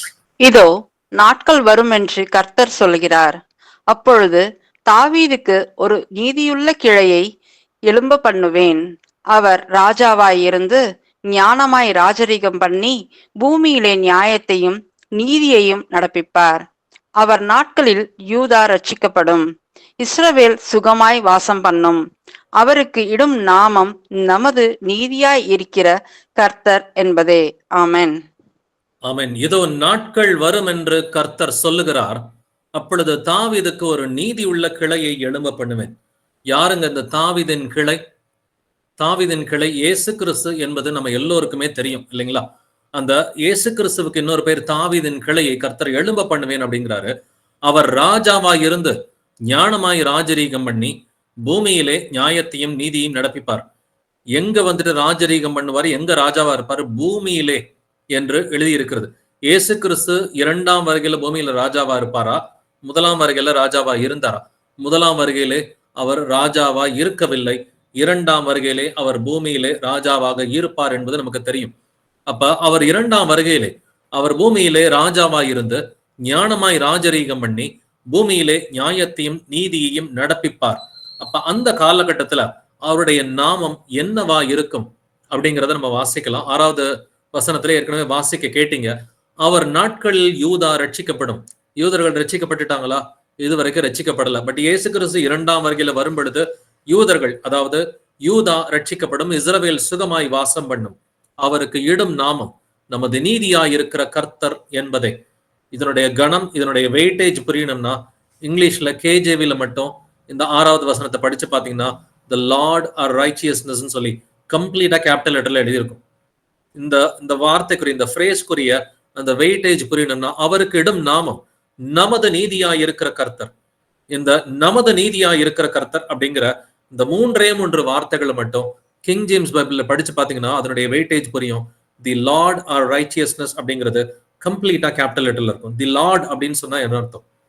LORD, Lord அப்படிங்கிறது பழைய ஏற்பாட்டுல யகோவா என்று எங்கெங்கெல்லாம் வந்துட்டு பிதாவினுடைய நாமம் வந்துட்டு குறிப்பிடப்பட்டு இருக்கிறதோ அதைத்தான் வந்துட்டு லார்டுன்னு சொல்லி, அதாவது கர்த்தர் என்று சொல்லி நமக்கு தமிழ்ல மொழிபெயர்க்கப்பட்டிருக்கிறது. யாருங்க இந்த நீதியா இருக்கிற கர்த்தர்? தாவீதின் கிளைதான் நீதியா இருக்கிற கர்த்தர் என்று வேதம் சொல்கிறது இல்லைங்களா? அப்ப இயேசு கிறிஸ்துவை நாம் எப்படி புரிஞ்சு வச்சுக்கணும்? கர்த்தர் தான் கர்த்தருடைய கிளையாக வெளிப்பட்டார் இல்லைங்களா? கர்த்தர் தான் கர்த்தருடைய கிளையாக அவர் வெளிப்பட்டார். தமது மகிமையை குறைத்துக் கொண்டு தேவன் மாம்சத்திலே வெளிப்பட்டார். அவர் மாம்சத்திலே வெளிப்பட்டாலும் அவர் தான் நீதியா இருக்கிற கர்த்தர். இயேசு கிறிஸ்துவு இரண்டாம் வருகையில வரும் பொழுது அவர் நீதியா இருக்கிற கர்த்தர், அதாவது நீதியா இருக்கிற பிதா யெகோவா என்று எல்லோரும் அறிந்து கொள்வார்கள் என்று வேதம் சொல்கிறது. அப்படியே எரேமியா 33ஆம் அதிகாரத்துல 14 முதல் 16 வசனங்களை வாசிக்க கேட்கலாம். Jeremiah chapter 33 verses 14 to 16. இதோ நாட்கள் வரும் என்று கர்த்தர் சொல்லுகிறார்.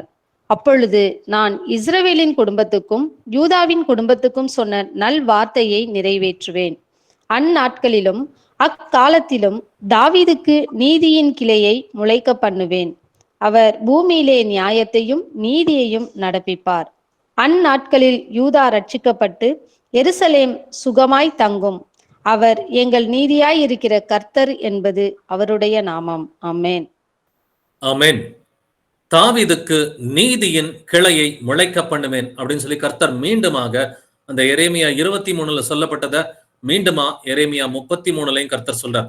தாவீதுக்கு நீதி உள்ள கிளை யாருங்க? நமது கர்த்தராயிருக்கிற இயேசு கிறிஸ்து இல்லைங்களா? அவர் பூமியிலே நியாயத்தையும் நீதியையும் நடப்பிப்பார். எப்பொழுது? தமது இரண்டாம் வருகையின் போது அவர் ராஜாவாக இருந்து இந்த பூமியிலே ஞானமாய் ராஜரீகம் பண்ணி பூமியிலே நியாயத்தையும் நீதியையும் நடப்பிப்பார். அந்நாட்களில் அப்படின்னு சொல்லி எழுதியிருக்கு 16வது வசனத்துல. அந்நாட்களில் என்று எழுதியிருக்கிறது. அந்நாட்களில் யூதா ரட்சிக்கப்பட்டு எருசலேம் சுகமாய் தங்கும். அந்நாட்களில் யூதா எப்பங்க ரட்சிக்கப்படும்? எப்பொழுது எருசலேம் சுகமாய் தங்கும்? இன்னைக்கு எருசலேம்ல சமாதானமே கிடையாது இல்லைங்களா? இன்னைக்கு அவங்க எல்லாம் தத்தளிப்பின் பாத்திரமா தான் வந்துட்டு இருக்கிறாங்க. பட் இயேசு கிறிஸ்து வரும் பொழுது யூதர்கள் ரட்சிக்கப்பட்டு எருசலேம் சுகமாய் தங்கும். அவர் எங்கள் நீதியாயிருக்கிற கர்த்தர் என்பது அவருடைய நாமம் என்று எழுதியிருக்கிறது. இந்த வசனத்தையும் இங்கிலீஷ் பைபிள்ல நீங்க KJVல படிச்சு பாத்தீங்கன்னா the Lord or righteousness அப்படின்னு சொல்லி எழுதியிருக்கும். அங்க லார்ட் அப்படிங்கிறது வந்துட்டு கேபிட்டல் லெட்டர்ல இருக்கும். லார்ட் கம்ப்ளீட்டா கேபிட்டல் லெட்டர்ல இருந்துச்சுனாக்க என்ன அர்த்தம்னா யெகோவா அப்படிங்கிற அர்த்தம் தான். யாருங்க வந்துட்டு இங்க யெகோவா என்று அழைக்கப்படுவார்? எங்கள் நீதியா இருக்கிற கர்த்தர், எங்கள் நீதியா இருக்கிற பிதா என்று யாருங்க அழைக்கப்படுவா? இயேசு கிறிஸ்து தான் வந்துட்டு தாவீதின் நீதியின் கிளை. தாவீதுக்கு நீதியின் கிளை வந்துட்டு இயேசு கிறிஸ்து. அவர் தான் வந்துட்டு நீதியா இருக்கிற கர்த்தர் என்று எரேமியா 23:6 எழுதியிருக்குது. எரேமியா 33:16 வந்துட்டு இயேசு கிறிஸ்துவை பார்த்துதான் நீதியா இருக்கிற கர்த்தர், அதாவது நீதியா இருக்கிற பிதா என்று எழுதியிருக்கிறது. இயேசு கிறிஸ்துவை குறித்தே மட்டும்தான். ஜக்கரியா 14:9 வாசிக்கலாம். ஜக்கரியா 14:9. அப்பொழுது கர்த்தர் பூமியின் மீதெங்கும் ராஜாவாய் இருப்பார். அந்நாளில் ஒரே கர்த்தர் இருப்பார், அவருடைய நாமமும் ஒன்றாயிருக்கும். ஆமென். ஆமென். அப்பொழுது கர்த்தர் பூமியின் மீதெங்கும் ராஜாவாய் இருப்பார். அந்நாளில் ஒரே கர்த்தர் இருப்பார். கர்த்தர் கர்த்தர்னு 2 முறை வந்துட்டு ஒரு வசனத்துல எழுதப்பட்டிருக்குது. எந்த வசனத்தையும் கிங் ஜேம்ஸ் பைபிள்ல படிச்சு பாத்தீங்கன்னா அந்த கர்த்தர்னு சொல்லி எழுதப்பட்ட 2 இடத்துலயும் LORD கேபிட்டல் லெட்டர்ல இருக்கும். அதாவது LORD கேபிட்டல் லெட்டர்லனா யெகோவா என்கிற அர்த்தத்துலதான் பழைய ஏற்பாட்டில் எழுதப்பட்டிருக்கிறது. அதாவது பிதா என்கிற அர்த்தத்துலதான் எழுதப்பட்டிருக்கிறது. அப்பொழுது கர்த்தர் பூமியின் மீதெங்கும் ராஜாவா இருப்பார். எந்த கர்த்தர் பூமியின் மீதெங்கும் ராஜாவா இருப்பார்? நமது கர்த்தராகிய இயேசு கிறிஸ்து தான் பூமியின் மீதெங்கும் ராஜாவா இருப்பார். அந்நாளில் ஒரே கர்த்தர் இருப்பார், அவருடைய நாமமும் ஒன்றாயிருக்கும். அப்ப பிதாவின் நாமமும் குமாரனுடைய நாமமும் ஒரே நாமம் என்பதை நாம் உணர்ந்து கொள்ள வேண்டும். பிதாவுக்கும் குமாரனுக்கும் ஒரே நாமம் இருப்பதனாலதான் மத்தேயு 28:19 பிதா குமாரன் பரிசுத்தாவின் நாமத்திலே அவர்களுக்கு ஞானஸ்நானம் கொடுத்து என்று எழுதியிருக்கிறது. எதுல ஞானஸ்நானம் கொடுக்கணும்? நாமத்திலே ஞானஸ்நானம் கொடுக்கணும். நாமங்களிலே அல்ல, நாமத்திலே. பிதா குமாரன் பரிசுத்தாவி ஒருவராய் இருப்பதனால், பிதா குமாரன் பரிசுத்தாவிக்கு ஒரு நாமம் இருப்பதனால் மத்தேயு 28:19 பிதா குமாரன் பரிசுத்தாவின் நாமத்திலே அவர்களுக்கு ஞானஸ்நானம் கொடுத்து நமக்கு எத்தனை கர்த்தர் இருக்கிறார்? ஒரே கர்த்தர் இருக்கிறார். அவருக்கு எத்தனை நாமம் இருக்கிறது? அவருக்கு ஒரே நாமம் இருக்கிறது. யார் இந்த நீதியாயிருக்கிற கர்த்தர்? யார் இந்த கர்த்தர்? இயேசு கிறிஸ்து தான் கர்த்தர். கர்த்தர் என்றால் பிதா அல்லது யெகோவா என்கிற அர்த்தத்துலதான் இந்த பழைய ஏற்பாடு முழுவதுமே எழுதப்பட்டிருக்குது. அப்படின்னா அப்போஸ்தலர்கள் போதித்தது எல்லாமே இயேசு கிறிஸ்துவை கர்த்தர் என்றுதான் அப்போஸ்தலர்கள் போதித்தார்கள் அப்படின்றது நமக்கு தெரியும் இல்லைங்களா? 2 கொரிந்தியர் 4:5 கிறிஸ்து இயேசுவை கர்த்தர் என்று பிரசங்கிக்கிறோம் என்று பவுல் வந்துட்டு சொல்றான். பிலிப்பியர் 2:11 அதே பவுல் எழுதியிருக்கிறான், இயேசு கிறிஸ்து கர்த்தர் என்று நாவுகள் யாவும் அறிக்கை பண்ண வேண்டும். 1 கொரிந்தியர் 12:3 வந்துட்டு இயேசுவை கர்த்தர் என்று சொல்லணும்னாக்க பரிசுத்த ஆவி இருந்தா மட்டும்தான் இயேசு கிறிஸ்துவை கர்த்தர் என்று, அதாவது பிதா என்று சொல்ல முடியும் என்றும் வேதம் சொல்கிறது. இப்ப இயேசு கிறிஸ்துவை இவ்வாறு அறிக்கை செய்யலனாக்க அது வஞ்சகத்தின் ஆவி, அது அந்தி கிறிஸ்துவின் ஆவி என்று 1 யோவான் புஸ்தகத்திலையும் 2 யோவான் புஸ்தகத்திலும் நம்ம வாசிக்க கேட்டோம். அப்போஸ்தலர் 5ஆம் அதிகாரம் 42வது வசனம் வாசிக்கலாம். ஆக்ட்ஸ் 5:42. தினந்தோறும் தேவாலயத்திலேயும் வீடுகளிலேயும் இடைவிடாமல் உபதேசம் பண்ணி இயேசுவே கிறிஸ்துவென்று பிரசங்கித்தார்கள். ஆமென். தினந்தோறும் இடைவிடாமல் உபதேசம் பண்ணி இயேசுவே கிறிஸ்துவென்று பிரசங்கித்தார்கள். அப்ப இயேசுவே கிறிஸ்துவென்று ஏங்க பிரசங்கம் பண்ணணும்? நான் பழைய ஏற்பாட்டு நம்பிக்கையின்படி யூதர்களுடைய நம்பிக்கை என்னவாக இருந்தது? பிதாவாகிய தேவன் ஒருவரே கிறிஸ்து அப்படின்னு சொல்லி அவங்க எல்லாம் விசுவாசித்தாங்க. பிதாவை தவிர கிறிஸ்து யாருமே கிடையாது. அப்ப கிறிஸ்து வரணும்னா பிதா மட்டுமே கிறிஸ்துவாக வர வேண்டும் என்பதை அவர்கள் விசுவாசித்தார்கள். அப்ப இந்த மாதிரி ஒரு விசுவாசத்தை எப்பெல்லாம் அவங்க பிரசங்கம் பண்ணாங்க? தினந்தோறும் பிரசங்கித்தார்கள் என்று எழுதியிருக்கிறது இல்லைங்களா? அப்போஸ்தலர்கள் தினந்தோறும் பிரசங்கித்தார்கள், இடைவிடாமல் உபதேசம் பண்ணி இயேசுவே கிறிஸ்துவென்று பிரசங்கித்தார்கள். இயேசு ஒருவர் தான். கிறிஸ்து என்றால் என்ன? கிறிஸ்துனா கிரீக் பைபிள் வந்து கிறிஸ்தோஸ் அப்படின்னு எழுதப்பட்டிருக்கு. அனாயிண்டட் ஒன், அபிஷேகம் பண்ணப்பட்டவர் அப்படிங்கிறதான் கிறிஸ்துவனுடைய அந்த வார்த்தைக்கு அர்த்தம். அப்ப கிறிஸ்து யார் என்பதை பழைய ஏற்பாட்டில இருந்து நம்ம கொஞ்சம் தெரிஞ்சுக்கலாம். ஏசாயா 43:10 வாசிக்கலாம். ஐசையா 43:10. நானே கர்த்தர், என்னை அல்லாமல் இரட்சகர் இல்லை. ஆமென். நானே கர்த்தர் அப்படின்னு பிதா சொல்றார். நானே கர்த்தர். நானேனா நான் மட்டும்தான் கர்த்தர் அப்படிங்கிறார். 2 கர்த்தர்லாம் கிடையாது அப்படின்னு தெளிவா சொல்றார். பழைய ஏற்பாட்டுல இருக்கிற கர்த்தரும் புதிய ஏற்பாட்டுல இருக்கிற கர்த்தரும் ஒரே கர்த்தர் தான். நானே கர்த்தர், என்னை அல்லாமல் இரட்சகர் இல்லை. அப்ப பிதா சொல்றாரு, நான் மட்டும்தான் இரட்சகர். இரட்சகர் என்றால் கிறிஸ்து இல்லைங்களா? அபிஷேகம் பண்ணப்பட்டவர் ஒருவர் தான் இரட்சகர் இல்லைங்களா? கிறிஸ்துவாக வரக்கூடியவர் அவர் தான் வந்துட்டு ரெடீமர் அப்படின்னு சொல்லி எழுதப்பட்டிருக்குது இல்லைங்களா? அப்ப பிதா சொல்றாரு, என்னைய தவிர இரட்சகர் யாருமே கிடையாது அப்படிங்கிறார். இப்ப புதிய ஏற்பாட்டுல வந்த இரட்சகர் அது 2வது இரட்சகரா? கிடையாது. புதிய ஏற்பாட்டுல வந்தவர் வந்துட்டு பிதாவே மாம்சத்துல கிறிஸ்துவாக இரட்சகராக வெளிப்பட்டார். அப்ப இந்த அடிப்படை வசனங்களை யூதர்களுடைய நம்பிக்கை பழைய ஏற்பாட்டுல எப்படி இருந்தது அப்படிங்கறத நம்ம நல்லா தெரிஞ்சுக்கணும். நானே கர்த்தர், என்னை அல்லாமல் இரட்சகர் இல்லைன்னு சொல்லி தெளிவா பிதா பேசி இருக்கிறார். இது போல இன்னொரு வசனத்தை வாசிக்கலாம். ஓசியா 13:4. ஓசியா 13:4. நான் உன்னை எகிப்து தேசத்திலிருந்து அழைத்து வந்தது முதல் உன் தேவனாகிய கர்த்தராய் இருக்கிறேன். ஆகையால் நீ என்னையன்றி வேற தேவனை அறிய வேண்டாம். என்னையன்றி இரட்சகர் ஒருவரும் இல்லை. ஆமென். பிதாவாகிய தேவன் சொல்றாரு, என்னையன்றி இரட்சகர் ஒருவரும் இல்லை, நான் மட்டும்தான் ஒரே இரட்சகர் அப்படின்னு பிதாவாகிய தேவன் அவர் பழைய ஏற்பாட்டுல திட்டமும் தெளிவுமாக பேசி இருக்கிறார். ஏசாயா 43:10 வந்துட்டு நானே கர்த்தர், என்னை அல்லாமல் இரட்சகர் இல்லை என்று எழுதியிருக்கிறது. ஓசியா 13:4 என்னையன்றி இரட்சகர் ஒருவரும் இல்லை அப்படின்னு சொல்லி பேசி இருக்கிறார். அப்ப இரட்சகர் ஒருவர் தான். யார் அந்த இரட்சகர்? பிதாவாகிய தேவன் ஒருவர் தாங்க இரட்சகர். அவர் தவிர இரட்சகர் வேற யாருமே கிடையாது. அந்த பிதாவாகிய தேவன் என்கிற ஒரே இரட்சகர் அவர் தான் குழந்தையா பிறந்தார் என்று வசனம் தெளிவா சொல்லுது. தேவன் மாம்சத்திலே வெளிப்பட்டார் என்று ஒரு வசனத்துல எழுதியிருந்தாலும் இன்னொரு வசனத்துல அந்த குழந்தையாக பிறந்தது யார் அப்படிங்கறத நம்ம தெரிஞ்சுக்கலாம். லூக்கா 2ஆம் அதிகாரம் 11ஆம் வசனம். லூக் 2:11. இன்று கர்த்தராகிய கிறிஸ்து என்னும் இரட்சகர் உங்களுக்கு தாவீதின் ஊரிலே பிறந்திருக்கிறார். ஆமென். இதுல கர்த்தராகிய கிறிஸ்து என்னும் இரட்சகர், இந்த 4 வார்த்தைகளை மட்டும் கவனிச்சுக்குங்க. கர்த்தர்னா யாருங்க? பழைய ஏற்பாட்டுல சொல்லி இருக்கிறாரு, நானே கர்த்தர் அப்படின்னு சொல்லி பிதா சொல்லி இருக்கிறார். நானே கர்த்தர், நான் மட்டும்தான் கர்த்தர் அப்படின்னு சொல்லி இருக்கிறார். பட் இந்த லூக்கா 2:11 கர்த்தராகிய கிறிஸ்து அப்படின்னு போட்டிருக்கு. அப்ப கர்த்தர் ஆகிய கிறிஸ்துனா பழைய ஏற்பாடு விசுவாசத்தின்படி கர்த்தர் தான் கிறிஸ்துவாக வெளிப்படணுன்றது யூதர்களுக்கு தெரியும். அதனாலதான் இந்த வார்த்தையை பேசுகிறவர்கள் யாருன்னு பாத்தீங்கன்னாக்க தேவ தூதர்கள் இந்த வார்த்தையை வந்துட்டு பேசுறாங்க. கர்த்தர் ஆகிய கிறிஸ்து என்னும் இரட்சகர் உங்களுக்கு தாவீதின் ஊரிலே பிறந்திருக்கிறார். தாவீதின் ஊரிலே குழந்தையா பிறந்திருக்கிறவர் யாருங்க? கர்த்தர் தான் அவரு, கிறிஸ்து தான் அவரு, இரட்சகர் தான் அவரு. கர்த்தர் ஆகிய கிறிஸ்து என்னும் இரட்சகர் ரொம்ப திட்டமும் தெளிவுமா யூதர்களுக்கு அறிவிக்கப்படுகிறது. யார் மூலமா? தேவ தூதர்கள் மூலமா திட்டமும் தெளிவுமா பிறந்திருக்கிறவர் வேற யாரும் கிடையாது, கர்த்தராகிய கிறிஸ்து என்னும் ஒரே இரட்சகர் தாவீதின் ஊரிலே உங்களுக்கு குழந்தையா பிறந்திருக்கிறாரு அப்படின்னு சொல்றாங்க. அப்படின்னா அவர்களுக்கு பழைய ஏற்பாடு வசனங்களின்படி ஏசாயா 43:10 படி என்னை அல்லாமல் இரட்சகர் இல்லை என்றது யூதர்களுக்கு தெரியும். ஓசியா 13:4 படி என்னை அன்றி இரட்சகர் ஒருவரும் இல்லை என்றது யூதர்களுக்கு நல்லாவே தெரியும். ஒரே இரட்சகர் தான், அது பிதாவாகிய தேவன் ஒருவர் தான். அந்த ஒரே இரட்சகர் என்பது யூதர்களுக்கு தெரியும். அவர் தான் வந்துட்டு கர்த்தராகிய கிறிஸ்து என்னும் இரட்சகராக தாவீதின் ஊரிலே பிறந்தவர். 2 இரட்சகர்கள் நமக்கு கிடையாது, நமக்கு ஒரே இரட்சகர் தான். அவரை கர்த்தராகி இயேசு கிறிஸ்து என்று நாம் அழைக்கிறோம். கர்த்தராகி இயேசு கிறிஸ்து தான் ஒரே இரட்சகர்னு நீங்க சொன்னீங்கன்னா பிதாதான் இரட்சகர்ன்றத நீங்க அங்கீகரிக்கிறீங்க, பிதாவை நீங்க கனப்படுத்துறீங்கன்னு சொல்லி வேதம் சொல்கிறது. அப்போஸ்தலர் 22:16 வாசிக்கலாம். ஆக்ட்ஸ் 22:16. இப்பொழுது நீ தாமதிக்கிறது என்ன? நீ எழுந்து கர்த்தருடைய நாமத்தை தொழுது கொண்டு ஞானஸ்நானம் பெற்று உன் பாவங்கள் போக கழுவப்படு என்றான். ஆமென்.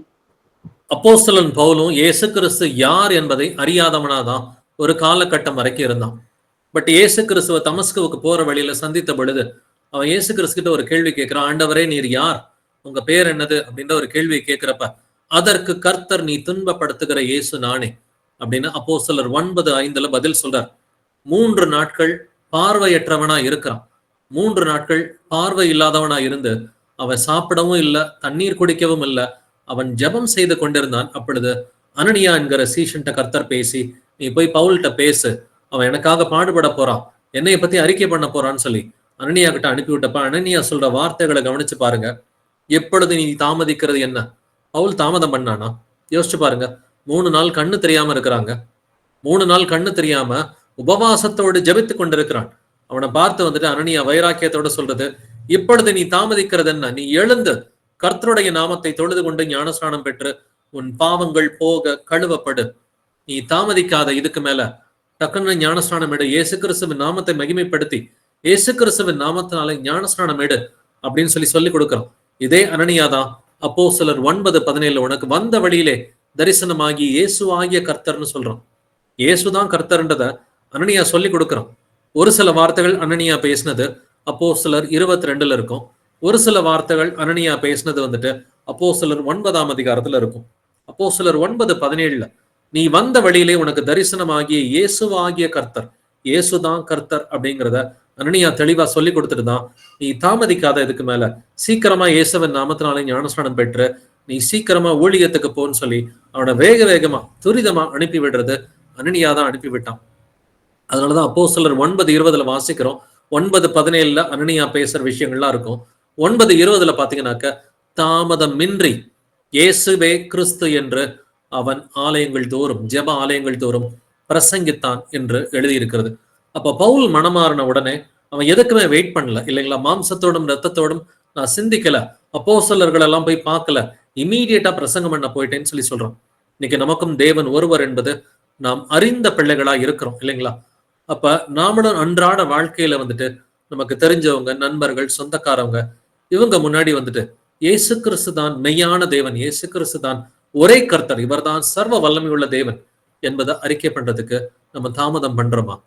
நம்ம தயங்குறோமா? நம்ம கூச்சப்படுறோமா? நம்மை நாமே நிதானித்து அறிவோம். நம்மை நாமே நிதானித்து அறிந்தால் நாம் நியாயம் தீர்க்கப்படும் என்று எழுதியிருக்கிறது. வாசிக்கலாம். அப்போஸ்தலர் 14ஆம் அதிகாரம் வசனங்கள் 21 முதல் 22 வரைக்கும். Acts chapter 14 verses 21 to 22. அந்த பட்டணத்தில் அவர்கள் சுவிசேஷத்தை பிரசங்கித்து அநேகரை சீஷராக்கின பின்பு லீஸ்திராவுக்கும் ஈக்கோனியாவுக்கும் அந்தியோகியாவுக்கும் திரும்பி வந்து சீஷருடைய மனதை திடப்படுத்தி விசுவாசத்திலே நிலைத்திருக்கும்படி அவர்களுக்கு புத்தி சொல்லி, நாம் அநேக உபத்திரவங்களின் வழியாய் தேவனுடைய ராஜ்யத்தில் பிரவேசிக்க வேண்டும் என்று சொன்னார்கள். ஆமென். அந்த பட்டணத்தில் அவர்கள் சுவிசேஷத்தை பிரசங்கித்து, எந்த பட்டணம்? தெர்பை அப்படின்ற ஒரு பட்டணம் இருக்கு. அந்த தெர்பை பட்டணத்துல அவர்கள் சுவிசேஷத்தை பிரசங்கித்து அநேகரை சீஷராக்கின பின்பு, இந்த சீஷராக்கின பின்பு அப்படின்ற வார்த்தையை நல்லா அண்டர்லைன் பண்ணிக்கிறோம். இயேசு கிறிஸ்து மத்தேயு 28 இதான் சொல்றாரு, நீங்க எல்லாரையும் போய் சீஷரா மாத்துங்கன்றார். இந்த வசனத்திலையும் அப்போஸ்தலர் 14:21 வந்துட்டு சீஷராக்கின பின்பு அப்படின்ற வார்த்தை இருக்குது. அதனாலதான் சீஷர்களுக்கு கிறிஸ்தவர்கள் என்ற பெயர் வழங்கிற்று அப்படிங்கிறது நமக்கு நல்லாவே தெரியும். அப்போஸ்தலர் 11:26 சீஷர்களுக்கு தான் கிறிஸ்தவர்கள் என்ற பெயர் வழங்கிற்று அப்படின்றது நமக்கு தெரியும். இதே போல இயேசு கிறிஸ்துவும் யோவான் 4ஆம் அதிகாரத்துல இயேசு கிறிஸ்துவும் அநேகரை சீஷராக்கி ஞானஸ்நானம் கொடுக்கிறார் அப்படின்ற வார்த்தையும் யோவான் 4ஆம் அதிகாரத்துல எழுதியிருக்குது. அப்ப சீஷராக்குதல் ரொம்ப அடிப்படையான ஒரு காரியம். பட்டணங்கள் தோறும் சுவிசேஷம் அறிவிக்கப்படுவது ரொம்ப ஒரு முக்கியமான விஷயம். அநேக உபத்திரவங்களின் வழியாய் தேவனுடைய ராஜ்யத்தில் பிரவேசிக்க வேண்டும் என்று சொன்னார்கள்.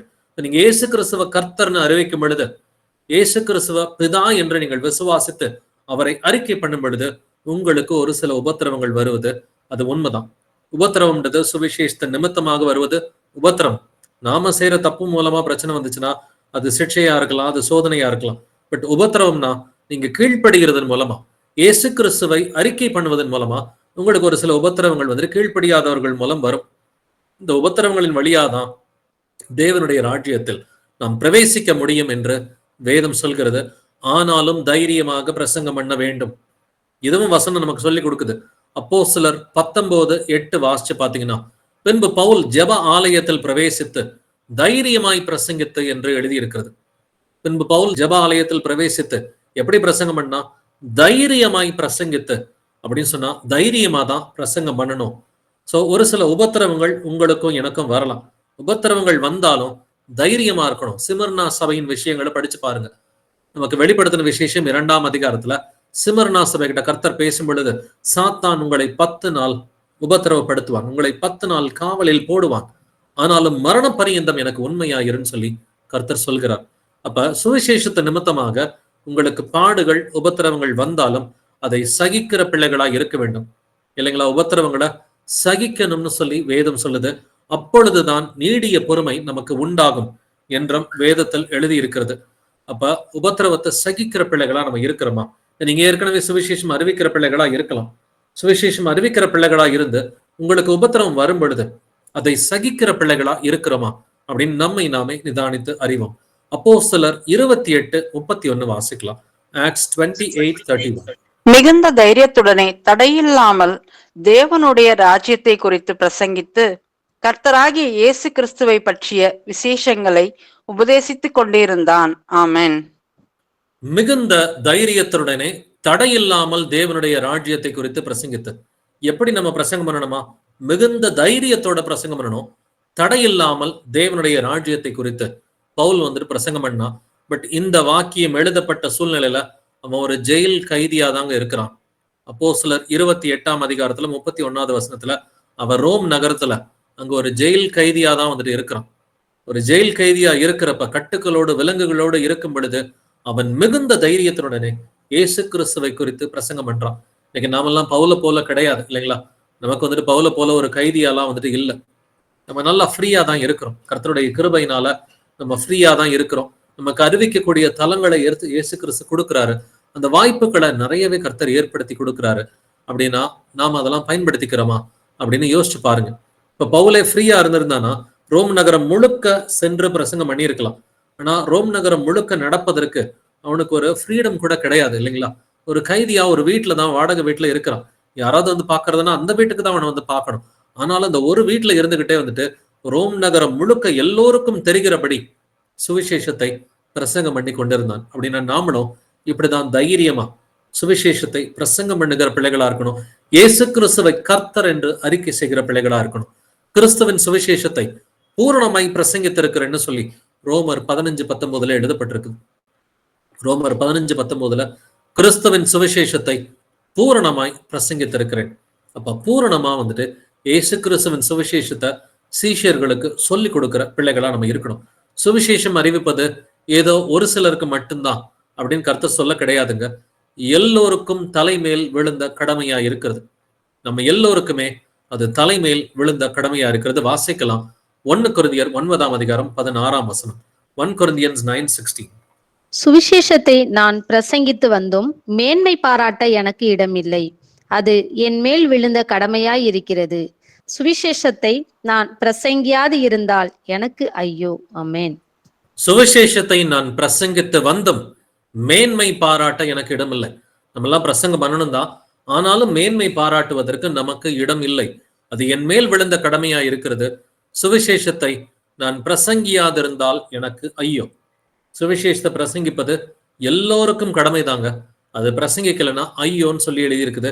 ஏன்னா விசுவாசித்தேன் ஆகையால் பேசினேன் என்று எழுதியிருக்கிறது. நீங்க விசுவாசிச்சீங்கன்னா பேசித்தாங்க ஆகணும். ஏசு கிறிஸ்துவ கர்த்தர்னு விசுவாசிக்கிறீங்களா? ஏசு கிறிஸ்துவ கர்த்தர்னு விசுவாசிச்சீங்கன்னா அதை குறித்து பேசியே ஆக வேண்டும் என்று வேதம் நமக்கு கட்டளையிடுகிறது. கொலோசையர் 4:17 வாசிக்கலாம். கொலோசியன்ஸ் 4:17. அர்க்கிப்பை கண்டு நீ கர்த்தரிடத்தில் பெற்ற ஊழியத்தை நிறைவேற்றும்படி கவனமாயிருப்பாயாகவென்று சொல்லுங்கள். ஆமென். இந்த அர்க்கிப்பை பத்தி கொலோசையருக்கு எழுதின புஸ்தகத்துல மட்டுமில்ல, பிலமோன் புஸ்தகத்துல நீங்க வாசிச்சிருக்கலாம். அர்க்கிப்புவுக்கு அப்படின்ற வார்த்தை வந்துட்டு பிலமோன்ல வந்துட்டு அந்த 2வது வசனத்துல எழுதியிருக்கும். இந்த அர்க்கிப்பை கண்டு நீ கர்த்தரிடத்தில் பெற்ற ஊழியத்தை நிறைவேற்றும்படி கவனமாய் இருப்பாயாகவென்று சொல்லுங்கள். கர்த்தர் நம்ம எல்லோருக்குமே ஊழியத்தை கொடுத்திருக்கிறார். ஏதோ ஒருத்தருக்கு மட்டும் கிடையாது. அறிவிக்க வேண்டியது எல்லோருடைய கடமை. எல்லோருமே இயேசு கிறிஸ்துவின் பிள்ளைகளா இருக்கிறோம். யார் யாரெல்லாம் அவரை முழுமையா நம்புறீங்களோ எல்லோருமே இயேசு கிறிஸ்துவுக்கு பிள்ளைகளா இருக்கிறோம். அப்பாவை பத்தி பேசக்கூடிய கடமை எல்லா பிள்ளைகளுக்கும் இருக்கிறது. ஏதோ சுவிசேஷம் அறிவிக்கிறதுனா ஒரு 10 பேருக்கு 50 பேருக்கு 100 பேருக்கு பிரசங்கம் பண்றது கிடையாது. சுவிசேஷம் அறிவிக்கிறதுனா உங்க போன் எடுத்து யாராவது ஒரு நபருக்கு நீங்க போதிக்கலாம். உங்க வீட்டுக்கு வருகிற யாராவது ஒரு நபருக்கு நீங்க போதிக்கலாம். இல்ல நீங்க யாராவது ஒரு வீட்டுக்கு போய் அவங்களுக்கு தனிப்பட்ட முறையில வந்துட்டு 1:1 போதிக்கலாம். இந்த 1:1 அறிவிக்கிறது தான் சுவிசேஷம் அறிவிப்பது என்று வேதத்தில் எழுதி இருக்கிறது. மேடை போட்டுதான் பிரசங்கம் பண்ணணும் அப்படின்ற கட்டாயம் நம்ம யாருக்குமே கிடையாதுங்க. 50 பேரு 100 பேரு 10 பேரு 20 பேரு இதெல்லாம் அவசியம் இல்லை. ஒரு நபருக்கு அறிவிக்க முடியுதா? அது போதுமானது. கர்த்தர் பிரியமா இருப்பார். அப்படின்னா அர்க்கிப்புவுக்கு கர்த்தர் சொல்றாரு, நீ கவனமா இருப்பா, நீ ஜாக்கிரதையா இரு, கர்த்தர் உனக்கு ஊழியத்தை கொடுத்திருக்கிறாரு அப்படின்னு சொல்லி அதை ஞாபகப்படுத்துகிறார் பவுல் மூலமா, இல்லைங்களா? அதே போலதான் அப்போஸ்தலர்களும் சொல்றாங்க. அப்போஸ்தலர் 4:20 நாங்கள் கண்டவைகளையும் கேட்டவைகளையும் பேசாமல் இருக்க கூடாதே. அப்ப இது வரைக்கும் இயேசு கிறிஸ்து நல்லவர் என்பதை நீங்க ருசி பார்த்திருக்கிறீங்க. இயேசு கிறிஸ்து நீதிபரர் என்பதை நீங்க ருசி பார்த்திருக்கிறீங்க. இயேசு கிறிஸ்து சர்வ வல்லமை உள்ள தேவன் என்பதை உங்க வாழ்க்கையில வந்துட்டு நீங்க ருசி பார்த்திருக்கிறீங்க. அப்படின்னா நீங்கள் கண்டவைகளையும் கேட்டவைகளையும் குறித்து பேசாமல் இருக்க கூடாதே. அப்ப நீங்க விசுவாசிக்கிறீங்கன்னு சொன்னா பேசித்தானே ஆகணும். இப்ப நாம் விசுவாசிக்கிறோம் அப்படின்னா பேசித்தான் ஆகணும். வாசிக்கலாம்.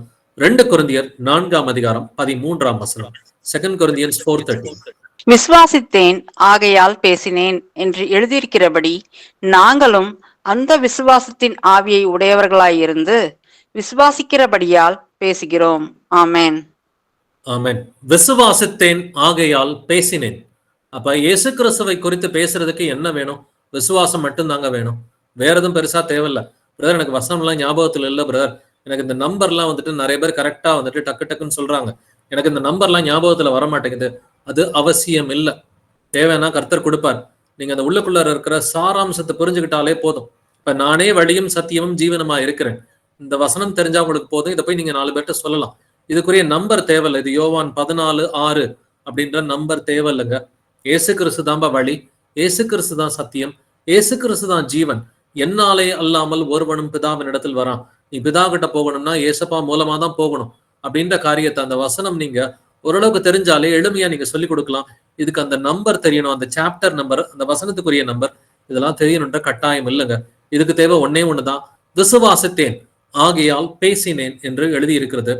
விசுவாசத்தின் ஆவியை உடையவர்களா இருந்து விசுவாசிக்கிறபடியால் பேசுகிறோம். அப்ப விசுவாசம் இருக்கிறவங்க எல்லாம் இயேசு கிறிஸ்துவை அறிக்கை பண்ணுவார்கள். விசுவாசம் இல்லாதவர்கள் இயேசு கிறிஸ்துவை அறிக்கை பண்ண மாட்டார்கள். மீண்டும் சொல்றேன், யார் யாரெல்லாம் இயேசு கிறிஸ்துவை குறித்து பிரசங்கம் பண்றாங்களோ அவங்க எல்லோருமே இயேசு கிறிஸ்துவை விசுவாசிக்கிறவங்க. இது வரைக்கும் இயேசு கிறிஸ்துவை குறித்து 1:1 தனிப்பட்ட முறையில வந்துட்டு பிரசங்கம் பண்ணாதவங்களுக்கு விசுவாசம் இல்லைன்னு நான் சொல்ல கிடையாது. 2 கொரிந்தியர் 4:13 சொல்கிறது. அப்ப இது வரைக்கும் ஒரு கூச்சம் இருக்குதா? அதெல்லாம் தூக்கி போட்டுடலாம். கர்த்தர் நமக்காக உயிரை கொடுத்திருக்கிறார் இல்லையா? இயேசு கிறிஸ்து உங்களுக்காக, உங்களுடைய பாவங்களுக்காக ரத்தம் சிந்தி இருக்கிறார் இல்லைங்களா? அப்படின்னா நமக்கு கூச்சமோ வெக்கமோ, அப்பாவை பத்தி பேசுறதுக்கு எந்த கூச்சமோ வெக்கமோ நமக்கு அவசியம் இல்லை. விசுவாசித்தேன் ஆகையால் பேசினேன் என்று எழுதியிருக்கிறது. விசுவாசிக்கிறபடியினால் நாம் பேசுகிறோம் அப்படின்னு சொல்லி நம்ம இன்னையிலிருந்து தொடங்கி விசுவாசிக்கிறபடியினால இயேசு கிறிஸ்துவை குறித்து பிரசங்கம் பண்ணலாம். இதைத்தான் அப்போஸ்தலன் பவுல் திமோத்தி கிட்ட சொல்றான். 2 திமோத்தி 4:2 சமயம் வாய்த்தாலும் வாய்க்காவிட்டாலும் ஜாக்கிரதையாய் திருவசனத்தை பிரசங்கம் பண்ணு அப்படின்னு சொல்லி தெளிவாவே சொல்றான். உனக்கு நேரம் கிடைக்குதோ நேரம் கிடைக்கலையோ, சமயம் வாய்த்தாலும் வாய்க்காவிட்டாலும் ஜாக்கிரதையா திருவசனத்தை பிரசங்கம் பண்ணு அப்படின்னு 2 திமோத்தியில சொல்றான். இதே திமோத்தி கிட்ட 1 திமோத்தி 4:15 முதல் 16 வசனங்கள்ல நீ தேறுகிறது யாவருக்கும் விளங்கும்படி இவைகளையே சிந்தித்துக் கொண்டு இவைகளில் நிலைத்திரு. எதுல? வசனத்துல. நம்ம தேர்றது ஊரு புறா தெரியணுங்க. 10 வருஷத்துக்கு முன்னாடி சந்திச்ச சகோதரனை விட இப்ப பாக்குற அதே சகோதரன் வசனத்துல வளர்ந்திருக்கிறாரு. நான் 5 வருஷத்துக்கு முன்னாடி பார்த்த இந்த சகோதரியை காட்டிலும் அதே சகோதரி இன்னைக்கு வசனத்துல தேறி இருக்கிறாங்க. 2 வருஷத்துக்கு முன்னாடி உங்களுக்கு ஒண்ணுமே தெரியாதுன்னு நான் நினைச்சேன், இன்னைக்கு அவங்களுக்கு நல்ல வசனம் தெரியுதுன்னு சொல்லி உங்களை குறித்து சுத்தி இருக்கிற கிறிஸ்தவர்கள் சாட்சி கொடுக்கணுங்க. நீ தேறுகிறது யாவருக்கும் விளங்கும்படி அப்படின்னு வசனம் சொல்லுது. அப்படின்னா நமக்கும் இதே வசனம் தான். நம்ம தேர்றது, வசனத்துல தேர்வது எல்லாருக்கும் தெரியணும். நீ தேறுகிறது யாவருக்கும் விளங்கும்படி இவைகளையே சிந்தித்துக் கொண்டு இவைகளில் நிலைத்திரு. அப்ப முதல்ல சிந்தனை, வசனத்துக்குரிய சிந்தனை இருக்குதா? அந்த வசனத்துக்குரிய சிந்தனை இருந்துச்சுன்னா அந்த எல்லா கிறிஸ்துவுக்கு விரோதமான சிந்தனைகளையும் இயேசு கிறிஸ்துவுக்கு சிறைப்படுத்த முடியும்னு வேதம் சொல்லுது. அப்ப வேதத்தை குறித்த அந்த தியானம், சிந்தனை இருக்கிறதா? இவைகளை இரவும் பகலும் தியானிக்கிறவன் பாக்கியவான் என்று எழுதியிருக்கிறது இல்லைங்களா? உன்னை குறித்தும் உன் உபதேசத்தை குறித்தும் எச்சரிக்கையாயிரு என்றும் வேதம் சொல்கிறது. அப்ப உன்னை குறிச்சு மட்டும் இல்ல, நீ என்ன பிரசங்கம் பண்ற, இது 2 குறிச்சும் எச்சரிக்கையாயிரு. இவைகளில் நிலை கொண்டிரு. இப்படி செய்வாயானால் உன்னையும் உன் உபதேசத்தை கேட்பவர்களையும் ரட்சித்துக் கொள்ளுவாய். நாமளும் ரட்சிக்கப்படணும். நம்முடைய பிரசங்கத்தை கேட்கிற எல்லோருமே ரட்சிக்கப்படணும்னா நம்ம என்ன செய்யணும்? முதல்ல வசனத்தை குறித்த சிந்தனை வேண்டும்.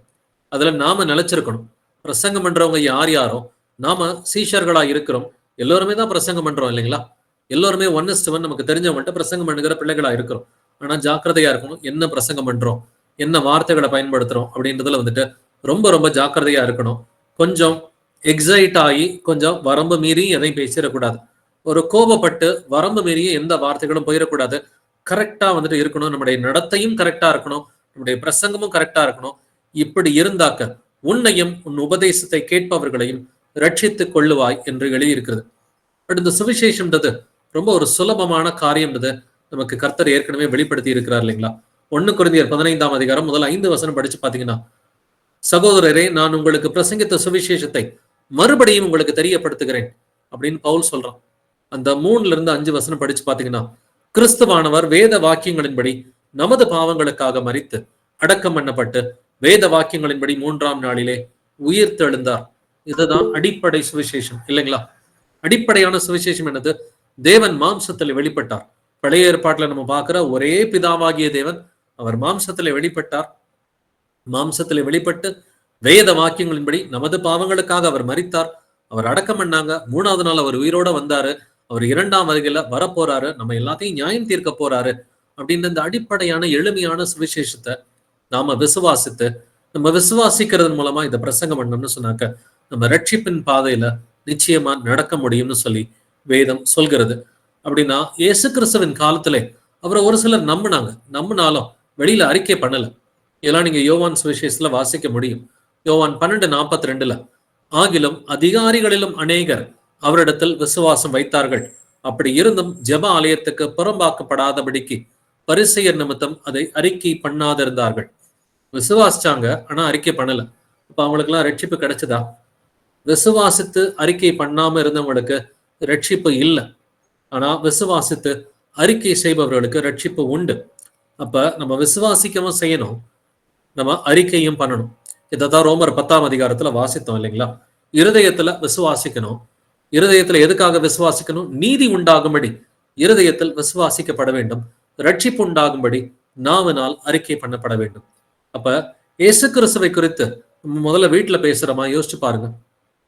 வீட்டுல கணவன், மனைவி, பிள்ளைகளா உங்களுக்கு கிடைக்கிற எல்லா ஃப்ரீ டைம்லையும் இயேசு கிறிஸ்துவை குறித்து நீங்கள் பேசுகிறவர்களா இருக்கிறீங்களா? ஏன்னா இது முதல்ல வீட்டுல ஆரம்பிச்சாதான் வெளியில போகும். அப்ப கணவன், மனைவி, பிள்ளைகளா வசனத்தை குறித்து அதிகமா கேஷுவலான டிஸ்கஷன் இருக்குதா? இதுக்காக நீங்க பைபிள் ஸ்டடியில செப்பரேட்டா உட்காந்தோம் நீங்க பைபிள் ஸ்டடி பண்ணலாம். பைபிள் ஸ்டடி இல்லாத நேரங்கள்லையும் நான் இப்ப இந்த வசனம் படிச்சேன், எனக்கு எப்படி புரிஞ்சது, இல்ல இந்த பிரசங்கத்தை கேட்டேன், ஆவியானவர் வந்துட்டு இப்படி உணர்த்தினாரு அப்படின்னு சொல்லி கேஷுவலா வீட்டுல இருக்கிற நேரங்கள்ல வசனத்தை குறித்து பேசுகிற பிள்ளைகளா இருக்கிறீங்களா? இல்ல யாராவது குடும்பத்துக்குள்ளார ஒருத்தர் வரம்பு மீறி பேசுறாங்க, அது கணவனோ மனைவியோ பிள்ளைகளோ வசனத்துக்கு மீறி பேசும் பொழுது, இல்லங்க இது தப்பு, நம்ம இப்படி பேசி இருக்க கூடாது, நம்ம ஏசப்பா பிள்ளைங்க இல்லையா, இது நம்ம இப்படி பேசக்கூடாது இல்லையா, இந்த வார்த்தை இப்படி தப்பா பேசியிருக்க கூடாது இல்லையா, இது இந்த வசனத்தின்படி தப்பா இருக்குது, நம்ம இனிமேட்டு இப்படி பேச வேண்டாம், அவருக்கு பிரியமா பேசலாம் அப்படின்னு சொல்லி இயேசு கிறிஸ்துவின் வசனங்களை குறித்து வீட்டுல பேசுகிற பிள்ளைகளா இருக்கிறோமா? ஏன்னா விசுவாசித்தால் மட்டும் பத்தாது, அதை அறிக்கை பண்ணுகிற பிள்ளைகளா முதல்ல குடும்பத்துக்குள்ளார இயேசு கிறிஸ்துவின் வசனங்களையும் இயேசு கிறிஸ்துவை குறித்தும் அறிக்கை பண்ணுகிற பிள்ளைகளா நம்ம இருக்கிறோமா? அறிக்கை பண்ணுகிற பிள்ளைகளா இருந்தா மட்டும்தான் நமக்கு ரட்சிப்பு உண்டு என்று கர்த்தர் சொல்லுகிறார். நமக்கு கர்த்தர் நிறைய விஷயத்தை கத்துக் கொடுத்திருக்கிறார், உண்மைதான். கடைசியாக ஒரு வசனத்தோட நிறைவு செய்யலாம். பிலிப்பியர் 3ஆம் அதிகாரத்துல வசனங்கள் 12 முதல் 14 நான் அடைந்தாயிற்று அல்லது முற்றும் தேறினவனானேன் என்று எண்ணாமல் கிறிஸ்து இயேசுவினால் நான் எதற்காக பிடிக்கப்பட்டேனோ அதை நான் பிடித்துக் கொள்ளும்படி ஆசையாய் தொடருகிறேன். அதை பிடித்துக் கொண்டேன் என்று நான் எண்ணுகிறதில்லை, ஒன்று செய்கிறேன், பின்னானவைகளை மறந்து முன்னானவைகளை நாடி கிறிஸ்து இயேசுவுக்குள் தேவன் அழைத்த பரம அழைப்பின் பந்தய பொருளுக்காக லக்கை நோக்கி தொடருகிறேன். அப்படின்னா எனக்கு எல்லாமே தெரியும் அப்படின்ற எண்ணம் நம்ம யாருக்குள்ளாரையும் கிடையாது, அது இருக்கவும் கூடாது அப்படின்னு வேதம் சொல்கிறது இல்லைங்களா? முற்றும் தேறினவன் ஆனேன், கத்துக்கிட்டது ஒண்ணுமே இல்லை இல்லைங்களா? இது வரைக்கும் நம்ம கத்துக்கிட்டதெல்லாம் அது ஆக்சுவலி கர்த்தர் பார்வையில அது ஒண்ணுமே வந்துட்டு கிடையாது. முற்றும் தேறினவன் ஆனேன் என்று சொல்வதற்கு ஒண்ணுமே கிடையாது. அப்படிலாம் நம்ம சிந்திக்காம கிறிஸ்து இயேசுவினால் நம்ம எதற்காக பிடிக்கப்பட்டோமோ அதை நான் பிடித்து கொள்ளும்படி ஆசையாய் தொடர்கிறேனா? இயேசு கிறிஸ்துவை குறித்து ஆசையாய் ஒரு தொடர்ச்சி இருக்குதா? கர்த்தர் வரப்போறாரு, அவர் சீக்கிரமா இந்த வருஷம் வந்தாலும் சரி இல்ல அடுத்த வருஷம் வந்தாலும் சரி, அது வரைக்கும் நான் அவருக்கு பிரியமான காரியத்தை மட்டும்தான் செய்வேன்னு சொல்லி ஆசையாய் சுவிசேஷ ஓட்டத்துல தொடருகிற பிள்ளைகளா இருக்கிறோமா? அதை பிடித்து கொண்டேன் என்று நான் எண்ணுகிறது இல்லை, நான் நித்திய ஜீவன் அடைஞ்சிட்டேன்னு சொல்லி நான் எண்ணுகிறது இல்லை, ஒன்று செய்கிறேன், பின்னானவைகளை மறைந்து முன்னானவைகளை நாடி. நம்மளுடைய வாயிலிருந்து வர வார்த்தைகள்லாம் பின்னானவைகளை நோக்கி பிளாஷ்பேக் ஓடிக்கிட்டே இருக்குதா? அன்னைக்கு அந்த பிரச்சனை நடந்துச்சு, இன்னைக்கு இந்த பிரச்சனை நடந்துச்சுன்னு சொல்லி பழைய காரியங்களை குறித்து அந்த எண்ண ஓட்டங்களும் பேச்சுக்களும் இருக்குதா? இல்ல இனிமேட்டு வந்துட்டு நம்ம மாத்திக்குவோம், நம்முடைய வழிகளை நம்ம மாத்திக்கலாம், அவங்களும் மாறுவாங்க அப்படின்னு சொல்லி விசுவாசத்தோடு கிறிஸ்து இயேசுவுக்குள் தேவன் அழைத்த பரம அழைப்பின் பந்தய பொருளுக்காக நித்திய ஜீவனுக்காக லக்கை நோக்கி நம்ம தொடர்ந்து வந்துட்டு ஓடுகிற பிள்ளைகளா இருக்கணும். இதைத்தான் இயேசு கிறிஸ்து நம்மிடம் விரும்புகிறார். அப்ப இது நாள் வரைக்கும் நம்ம இயேசு கிறிஸ்துவ கரெக்டா விசுவாசிக்கல, இல்ல விசுவாசிக்கிறோம் அறிக்கை பண்ணலைனாக்க நம்ம விசுவாசிக்கவும் செய்யணும், அறிக்கையும் பண்ணணும். விசுவாசித்தேன் ஆகையால் பேசினேன் என்று எழுதியிருக்கிறது இல்லைங்களா?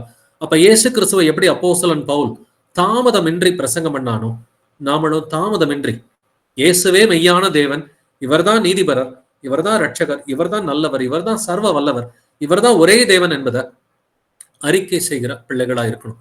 பிதாதா மாம்சத்திலே வெளிப்பட்டார் என்றும், மாம்சத்திலே வெளிப்பட்ட இயேசு கிறிஸ்து எனக்காக உனக்காக வந்துட்டு அவர் ஜீவனை கொடுத்தார், அவர் இரத்தத்தை சிந்தினார், அவர் அடக்கம் பண்ணப்பட்டார், 3ஆம் நாளில் உயிர் தெழுந்தார், அவர் ஜீவிக்கிற தேவன், அவர் ஜீவன் உள்ள தேவன் என்பதை வந்துட்டு அறிக்கை செய்கிற பிள்ளைகளா வந்துட்டு இருக்கணும். நாவுகள் யாவும் இயேசு கிறிஸ்துவை அறிக்கை பண்ண வேண்டும் என்கிற ஒரு கட்டாயம், ஒரு கட்டளை இருக்கிறது. கர்த்தராகிய இயேசு கிறிஸ்துவை நீ உன் வாயினாலே அறிக்கையிட்டு உன் இருதயத்திலே நீ விசுவாசித்தால் ரட்சிக்கப்படுவாய் என்று எழுதியிருக்கிறது. நீதி உண்டாக இருதயத்திலே விசுவாசிக்கப்படும், ரட்சிப்பு உண்டாக வாயினாலே அறிக்கை பண்ணப்படும். அப்படின்னா இயேசு கிறிஸ்துவை எப்படி விசுவாசிக்கிற பிள்ளைகளா, எப்படி அறிக்கை பண்ணுகிற பிள்ளைகளா இருக்கணும்? கிறிஸ்து இயேசுவை கர்த்தர் என்று, அதாவது பிதா என்று பிரசங்கம் பண்ணுகிற பிள்ளைகளா இருக்கணும். இதைத்தான் 2 கொரிந்தியர் 4:5 வாசித்தோம். பிலிப்பியர் 2:11 இயேசு கிறிஸ்து கர்த்தர் என்று நாவுகள் யாவும் அறிக்கை பண்ண வேண்டும்.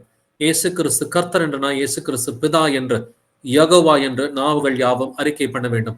1 கொரிந்தியர் 12:3 வந்துட்டு பரிசுத்த ஆவியினாலே அன்றி இயேசுவை கர்த்தர் என்று ஒருவரும் சொல்ல முடியாது. பரிசுத்த ஆவி இருந்தாதான் இயேசு கிறிஸ்து கர்த்தர்னு சொல்ல முடியும். நாமும் பரிசுத்த ஆவியை உடைய பிள்ளைகளா இயேசு கிறிஸ்துவை கர்த்தர் என்று நாம் விசுவாசிப்போம். இவர்தான் நம்முடைய ஒரே கர்த்தர், நம்முடைய ஒரே தேவன் என்பதை நாம் விசுவாசித்து பிதா குமாரன் பரிசுத்தாவி ஒருவராய் இருக்கிறார் என்பதை உணர்ந்த பிள்ளைகளா இயேசு கிறிஸ்துவின் நாமத்தினால இதுவரைக்கும் யார் யாரெல்லாம் ஞானஸ்நானம் எடுக்கலையோ எல்லோருமே இயேசு கிறிஸ்துவின் நாமத்தினால் ஞானஸ்நானம் எடுத்து ஆவியின் கனியில நாம் எல்லோருமே கடைசி வரைக்கும் அவருடைய 2ஆம் வருகை மட்டும் ஆவியின் கனியில நிலைக்கணும்னு சொல்லி நம்ம ஒரு ஜெபத்தோட நிறைவு செய்யலாம். Praise lord brothers and sisters.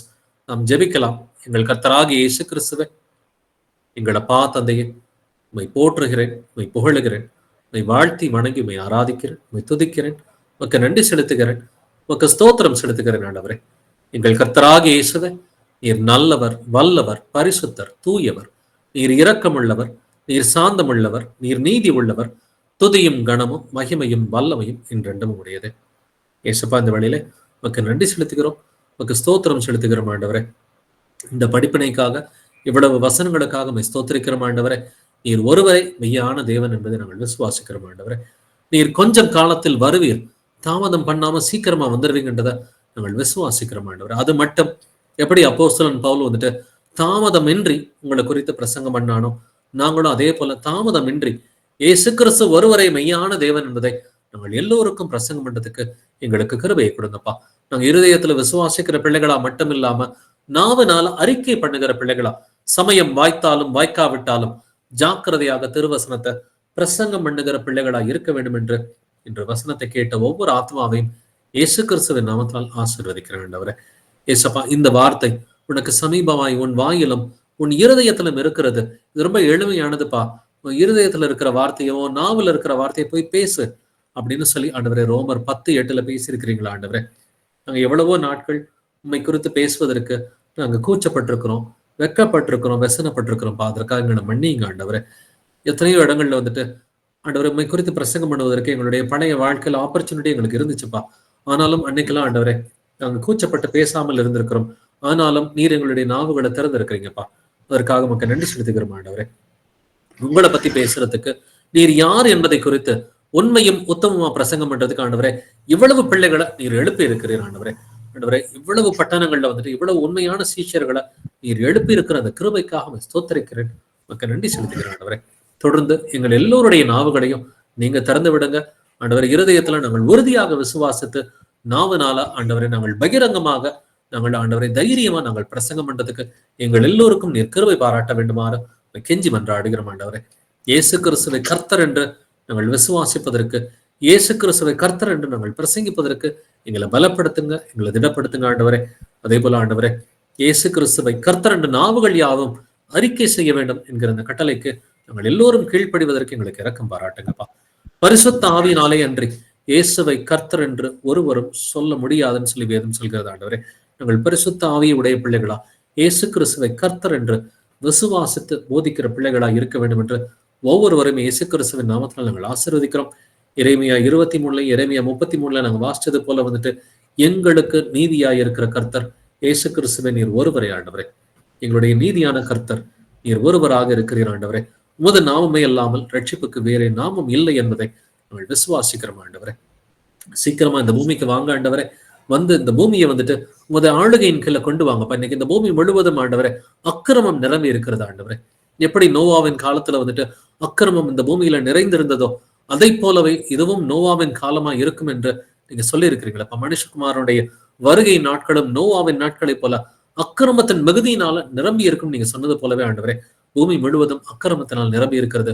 ஆனாலும் நீங்க வருவீங்க, இந்த பூமியை சுத்திகரிப்பீங்கன்றதை நாங்கள் விசுவாசிக்கிறோம். ஆண்டவரே, நீங்க வந்து கம்ப்ளீட்டா எல்லாத்தையும் டேக் ஓவர் பண்ணுங்க. ஆண்டவரே, டேக் ஓவர் பண்ணி இந்த பூமி முழுவதும் ஆண்டவரே உடைய நீதி உள்ள ஆளுகையின் கீழ் சீக்கிரமாக வர வேண்டும் என்று இயேசு கிறிஸ்துவை நீர் சீக்கிரமாய் வர வேண்டுமாறு கெஞ்சி மன்றாடுகிறோம். ஆண்டவரே, எங்கள் கர்த்தராகிய இயேசு கிறிஸ்துவை நீர் சீக்கிரமா இந்த பூமிக்கு வாரும். ஆண்டவரே, துதியும் கனமும் மகிமையும் வல்லமையும் என்றென்றும் உம்முடையது. ஆண்டவரே, உடைய வருகைக்கு முன்னாடி எங்களை எல்லோரையும் பரிசுத்தம் பண்ணுங்க, எங்களை சீர்படுத்துங்க, எங்களை திடப்படுத்துங்க, இன்னும் விசுவாசத்துல உறுதியாக்குங்க. ஆண்டவரே, இன்னும் அறிக்கை பண்ணுகிறதுல வந்துட்டு எங்கள் பலமாய் அறிக்கை பண்ணதுக்கு எங்களை பலப்படுத்துங்க. எங்களுக்குள்ள பாவங்கள் இருக்குமாயின் அதை நீங்கள் தண்டித்து கண்டித்து அதை திருத்துங்க. ஆண்டவரே, எங்களை சுத்தம் பண்ணுங்க. ஆண்டவரே, எங்களை பரிசுத்தம் பண்ண வேண்டுமாறு கெஞ்சி மன்றாடுகிறோம். ஆண்டவரே, உனக்கு முன்பாக நிற்பதற்கு தகுதி உள்ள பிள்ளைகளா நீர் எங்களை மாற்ற வேண்டுமாறு கெஞ்சி மன்றாடுகிறோம். துதிகன மகிமையெல்லாம் இயேசுவே ஒருவருக்கே உண்டாவதாக. இந்த ஜெபங்களை என்னுடைய கர்த்தராகிய இயேசு கிறிஸ்துவின் மகாபரிசுத்த நாமத்தால் ஏறெடுக்கிறேன். ஜீவனுள்ள எங்கள் நல்ல பிதாவே, ஆமென். Thank you, brothers and sisters. Praise Lord Jesus.